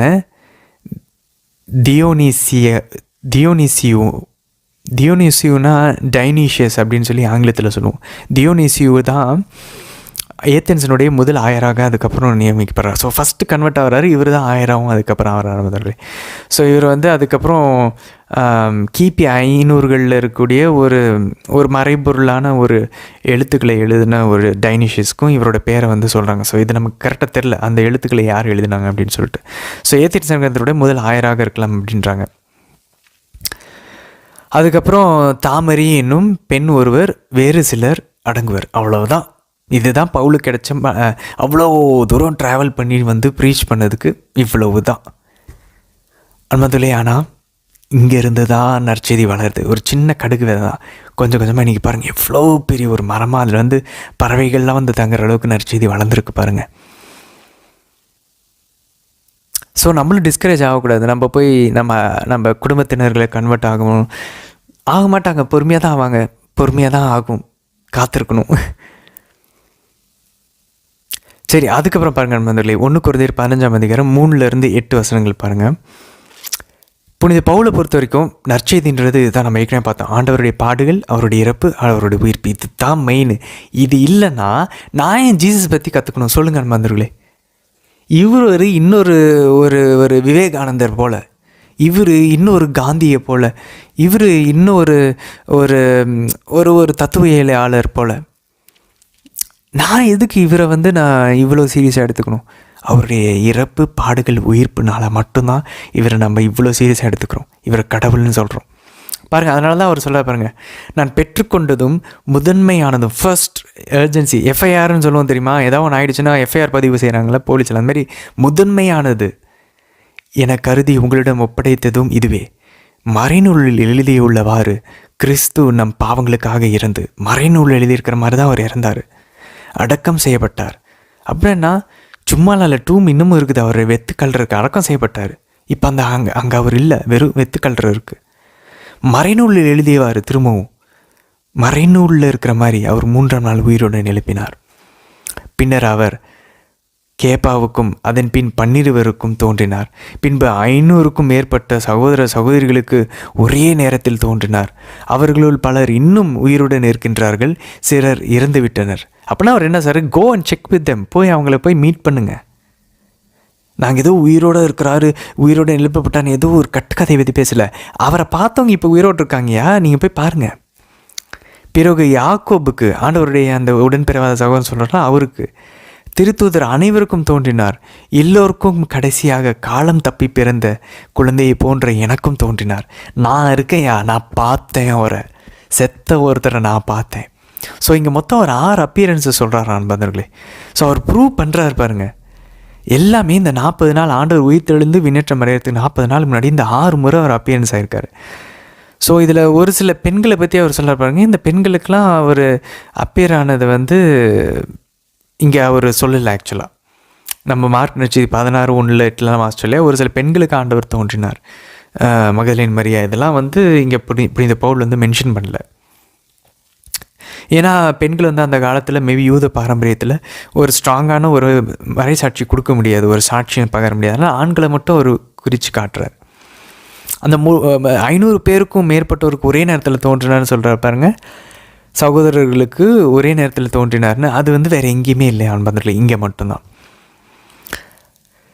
அது மட்டும் இல்லை, அவர் இந்த யாக்கோபுக்கு அவர் வந்து அதன் பின் தோன்றினார் அப்படின்னு சொல்லி சொல்கிறாங்க பாருங்கள். அதுவும் வேறு எங்கேயுமே மென்ஷன் பண்ணப்படலை, இங்கே மட்டும்தான் அன்பர்களே. ஸோ இந்த 500 பேருக்கும் யாக்கோபுக்கும் தோணுனது வெறும் இந்த பவுல் எழுதுகிற கடிதத்தில் மட்டும்தான் தெரியுது. ஓகே, ஆண்டவர் இவங்களுக்கும் தோன்றியிருக்கார் அப்படின்னு சொல்லி வேறு எந்த நற்செய்தியிலும் இது குறிப்பிடப்படலை. ஸோ தெளிவாக பவுல் ப்ரூவ் பண்ணுற மாதிரி. இதை விட உங்களுக்கு என்ன ப்ரூஃப் வேணும் பாருங்கள் அன்பதில். நமக்கு இது ஒரு ப்ரூஃபாக இருக்குது பாருங்களேன். இப்போது நற்செய்தியாளர்கள் ஓகே, ஆண்டவரோடு இருந்த சீடர்கள் சொல்கிறாங்க, எழுதுகிறாங்க, ஓகே. பவுல் யார்? அவர் சொல்கிறாரு, அவர் மற்றவங்கிட்ட வச்ச பிரசங்கம், அவங்கக்கிட்ட எழுதின கடிதம் இப்போ நம்ம கையில் இருக்குது, இந்த கொரிந்தியர். அதில் அவர் சொல்கிறாரு, அவரை பார்த்தவங்க இப்போ கூட உயிரோடு இருக்காங்க, நீங்கள் போய் பாருங்கன்னு. அப்போ நம்மளோட விசுவாசம் எவ்வளோ ஸ்ட்ராங்காகுது இல்லை? அப்போ நம்ம ஒரு கட்டுக்கதையை நம்பல அன்பார்ந்தவர்களே. நம்ம உண்மையாலுமே நடந்த ஒரு விஷயம், ஆண்டவர் உயிர் தெளிந்தார்ன்றதை பார்த்தவங்க இப்போ கூட உயிரோடு இருக்காங்க, நீங்கள் போய் பாருங்கள். அவங்க உயிரோடு இருக்கிறவங்க அந்த தலைமுறையில் இவங்க நற்செய்தி அறிவிச்சிட்ருக்காங்க. நான் பார்த்தேன் ஆண்டவர் அப்படின்னு சொல்லி அறிவிக்கிறது வேறு லெவலில் இருக்கும்ல. இப்போ நம்ம பார்த்தோன்னா கூட காட்சியில் தான் பார்க்குறோம், ஆனால் அவங்களாம் அப்படி நேர்லேயே பார்க்குறாங்க. இப்போ இது எப்படின்னா லூர்தில், ஃபாத்திமாவில், வேளாங்கண்ணியில், அதுக்கப்புறம் ஃபாஸ்தின் அம்மா போலந்தில் ஆண்டவர் இயேசுவை மாதாவிலலாம் நேராக பார்க்குறாங்க. உடம்போட ஆண்டவரும் மாதாவும் வந்து தோன்றுறாங்க. ஸோ அந்த இதுக்கு ஈக்குவல் தான் பவுல் பார்த்தது. சரி, 10ஆம் வசனம் பாருங்கள் முதல்ல. இது எல்லாத்துக்குமே இதை வந்து அப்ளை பண்ணலாம், எல்லாருக்குமே இது பொருந்தும், ஏன்னா இதுதான் உண்மை. பாருங்கள் அவர் என்ன சொல்கிறார் பாருங்கள், 1 கொரிந்தியர் 15:10. ஆனால் இப்போது நான் இந்த நிலையில் இருப்பது கடவுளின் அருளால் தான். எவ்வளோ அழகான வசனம் இல்லை? இதை நம்ம நிறைய பேர்கிட்ட சொல்லலாம். இப்போ நான் இந்த நிலையில் இருக்கிறதுக்கு காரணம் கடவுளுடைய அருள் தாங்க. அவர் எனக்கு அளித்த அருள் வீணாகி விடவில்லை. திருத்தூதர்கள் எல்லாவரையும் விட நான் மிகுதியாய் பாடுபட்டு உழைத்தேன். உண்மையில் நானாக உழைக்கவில்லை, என்னோடு இருக்கும் கடவுளின் அருளே அவ்வாறு உழைக்க செய்தது. சே, எப்படி பாருங்க, அவர் உழைச்சாராம், ஆனால் அவராக உழைக்கலையா, அவருக்குள்ளே இருக்கிற அருள் ஹெல்ப் பண்ணிச்சான், இவர் அதுக்கு ஒத்துழைச்சாராம். அவ்வளவுதான். நான் இந்த நிலைமையில் இன்றைக்கி இருப்பதுக்கு கடவுளுடைய அருள் தான் காரணம். நம்மளால் இதை சொல்ல முடியுமா? எது நடந்தாலும் சே நான் இன்றைக்கி இவ்வளோ நல்லா இருக்கிறேன்னா அது காரணம் கடவுளுடைய அருள் தாங்க. சொல்ல முடியுமான்னு வந்தவர்களே. 14ஆம் வசனம் பாருங்கள். கிறிஸ்து உயிருடன் எழுப்பப்படவில்லை என்றால் நாங்கள் பறைசாற்றிய நற்செய்தியும் நீங்கள் கொண்டிருக்கும் நம்பிக்கையும் பொருளற்றதாயிருக்கும். ஸோ அப்போ நம்ம மொத்த விசுவாசமும் ஆண்டவர் இயேசு உயிர்த்தெழுனா எல்லாமே கொலாப்ஸ் ஆகிரும் வந்தவர்களே. 19ஆம் வசனம் பாருங்கள், இன்னும் அழகாக போகிறார். கிறிஸ்துவிடம் நாம் கொண்டுள்ள எதிர்நோக்கு இவ்வுலக வாழ்வை மட்டுமே சார்ந்திருந்தால் எல்லா மக்களையும் விட இறங்குதற்கு உரியவராயிருப்போம். The most pitiable of all. எல்லாரை விட நம்ம தான் பரிதாபத்துக்குரிய மக்களாக இருந்திருப்போம். ஏன்? நம்ம ஆண்டவர் இயேசுட்ட கொண்டு நம்பிக்கை வெறும் இந்த உலகத்தை சார்ந்தது மட்டும் இருந்துச்சுன்னா நம்மளை விட ஒரு பரிதாபத்துக்குரியவங்க யாருமே இல்லையா? அதுக்காகவா நம்ம இவ்வளோ கஷ்டப்பட்டுட்ருக்கோம், முட்டி போடுறோம், ஜெபமாலை ஜெபிக்கிறோம், ஃபாஸ்டிங் இருக்கிறோம், போய் பைபிளை வாசிக்கிறோம், கடவுள்னு சொல்லிட்டு இவ்வளோ ஆண்டவர்னு சொல்லி சுற்றுறோம். இதெல்லாம் சாகிற வரைக்கும் இருக்கிறதுக்காகவா? செத்ததுக்கு அப்புறமும் நிலையான வாழ்வுக்கு பொறுத்தது தான் இது. கிறிஸ்தவ மதமே அதை பொறுத்தது தான். கிறிஸ்துவிடம் நாம் கொண்டுள்ள எதிர்நோக்கு இவ்வுலகு வாழ்வை மட்டும் சார்ந்திருந்தால் எல்லா மக்களையும் விட இறங்குதலுக்கு உரியவர்களாக இருந்திருப்போம். இப்போ 29-30 வசனம் பாருங்க நண்பர்களே. மேலும் இறந்தோருக்காக சிலர் திருமுழுக்கு பெறுகிறார்களே, ஏன் அப்படி செய்கிறார்கள்? இறந்தோர் உயிருடன் எழுப்பப்படுவது இல்லை என்றால் அவர்களுக்காக திருமுழுக்கு பெறுவது ஏன்? நாங்களும் எந்நேரமும் ஆபத்திற்குள்ளாவது ஏன்? ஆனால் அதில் இம்பார்ட்டன்ட் பாயிண்ட் பாருங்களேன். இறந்தவர்களுக்காக சில பேர் அப்போ திருமுழுக்கு பெற்றிருக்காங்க. இவங்க செத்ததுக்கப்புறம் ஒன்றும் இல்லைன்னா நாங்கள் இவ்வளோ ஆபத்துக்கு நாங்கள் ஒவ்வொரு நாளும் மரண தண்டனை விதிக்கப்பட்ட மாதிரி நாங்கள் ஏன் ஓடிட்டுருக்கணும்? 32ஆம் வசனமாக, இறந்தோர் உயிர்த்தெழுதல் இல்லையேனில் உண்போம் குடிப்போம் நாளைக்கு சாவோம் என்று இருக்கலாமே பவுல் சொல்கிறார் அன்பர்களே. அப்போது இந்த பேப்டிசம்னா என்னன்றது ஆக்சுவலாக பார்த்திங்கன்னா நண்பர்களே, நிறைய பேருக்கு அது என்னன்னு இறையில் அறிஞர்கள் சொல்கிறாங்க. அது தெரியல அவர் எதை பற்றி பேசுகிறாருன்னு, எந்த பேப்டிசம் பற்றி பேசுகிறாரு, எந்த ஞானஸ்தானத்தை பற்றி பேசுகிறார். மேபி இறந்தவங்களுக்காக அவங்களுடைய மீட்புக்காக இப்போது இவங்க ஞானஸ்தானம் வாங்கியிருக்கலாமா, இல்லைதான் அவர் பாடுகளை குறித்து சொல்கிறாங்களா? ஏன்னா அது ஒரு பேப்டிசம் தான். ஆண்டவர் சொல்கிறார் இல்லையா, நான் பெற இருக்கக்கூடிய ஒரு திருமுழுக்கு பற்றி உங்களுக்கு தெரியுமா? ஸோ பாடுகளை பற்றி பேசுகிறாரான்னு இங்கே கரெக்டாக இறையில் அறிஞர்களுக்கு தெரியலன்னு தான் சொல்கிறாங்க. பட் ஆனால் அவர் சொல்கிறாரு, ஒரு சில அறிஞர்கள் என்ன சொல்கிறாங்க, இது நம்ம பாடுகளை குறிக்கும், அப்போது நம்ம இறந்தவங்களுக்காக நம்ம செய்கிற ஒரு சில ஒருத்தல் முயற்சிகளை குறிக்கும். உயிர்த்தெழுதல் இல்லைன்னா நம்ம இறந்தவங்களுக்காக இதெல்லாம் செய்யணும். எதுக்கு நம்ம பாடுகள் படணும்? நான் எதுக்கு போய் கல்றை சந்தித்து நான் ஜெபமாலை ஜெபிக்கணும்? நான் ஏன் பரிபூர்ண பலனை பெற்று தரணும்? ஸோ இது ஒரு பர்கேட்ரி உத்திரிகை ஸ்தலம் இருக்குன்றதுக்கு ஒரு ஆதாரமாகவும் ஒரு சில கத்தோலிக்க இறையியல் அறிஞர்கள் சொல்கிறாங்க இந்த வசனத்தை. பட் ஆனால் ஒரு ஸ்ட்ராங்கான பாயிண்ட் பாருங்கள், உண்போம் குடிப்போம் நாளைக்கு சாவோம், இப்படி தானே இப்போ எல்லாருமே இருக்காங்க. அப்படி இருந்துட்டு போவோம், என்ன இருக்குது வாழ்க்கையில்? உயிர்த்தெழுதல்னு ஒன்று இருக்குன்னா இப்போ எல்லாம் கரெக்டாக வாழ்வோம். ஐயோ அதுக்கப்புறம் நம்ம ஒழுங்காக நம்ம ஆன்மா எங்கே போவோம், உடல் எங்கே போவோம்? ஸோ பவுல் அழகாக கொண்டு பாயிண்ட்டை சொல்லிட்டார் பாருங்கள். அதுக்கப்புறம் பாருங்கள், நம்ம யாரு கூட தொடர்பு வச்சுக்கிறோம் பாருங்கள். 33-34, நீங்கள் ஏமாந்து போக வேண்டாம், தீய நட்பு நல்லொழுக்கத்தை கெடுக்கும். நம்ம திரும்பவும் பார்க்குறோம், அதில் நம்ம ஃப்ரெண்ட்ஸு எப்படி இருக்குது அதை நம்ம கரெக்டாக பார்க்கணும். சரி, ரெசரக்ஷன் உயிர்த்தெழுதல் எப்படி நடக்கும் பாருங்கள். இதோ ஒரு மறைப்பொருளை உங்களுக்கு நான் சொல்கிறேன், நம் யாவரும் சாக மாட்டோம். ஆனால் அதாவது அவர் யாரை பற்றி பேசுகிறாருன்னா அந்த தலைமுறையில் இருக்கிறவங்கள பற்றி மட்டும் பேசுகிறார். நண்பர்களே, நாம் யாவரும் சாக மாட்டோம். அந்த ஆண்டவருடைய 2ஆம் வருகை வரும்போது அந்த தலைமுறையில் இருக்கவங்க யாரும் சாக மாட்டாங்க. ஆனால் அனைவரும் மறு உரு பெறுவோம். ஒரே நேரத்தில் டிரான்ஸ்ஃபார்ம் ஆயிடுவோம். ஒரு நொடி பொழுதில், கண் இமைக்கும் நேரத்தில், இறுதி எக்காலம் முழங்கும்போது இது நிகழும். அந்த எக்காலம் முழங்கும்போது உடனே நம்ம ஒரு நொடியில் கண் இமைக்கும் பொழுதில் நம்ம மாறிடுவோம். இறந்தோர் அதே சமயத்தில் இறந்து இருக்கிறவங்க என்ன பண்ணுவாங்க?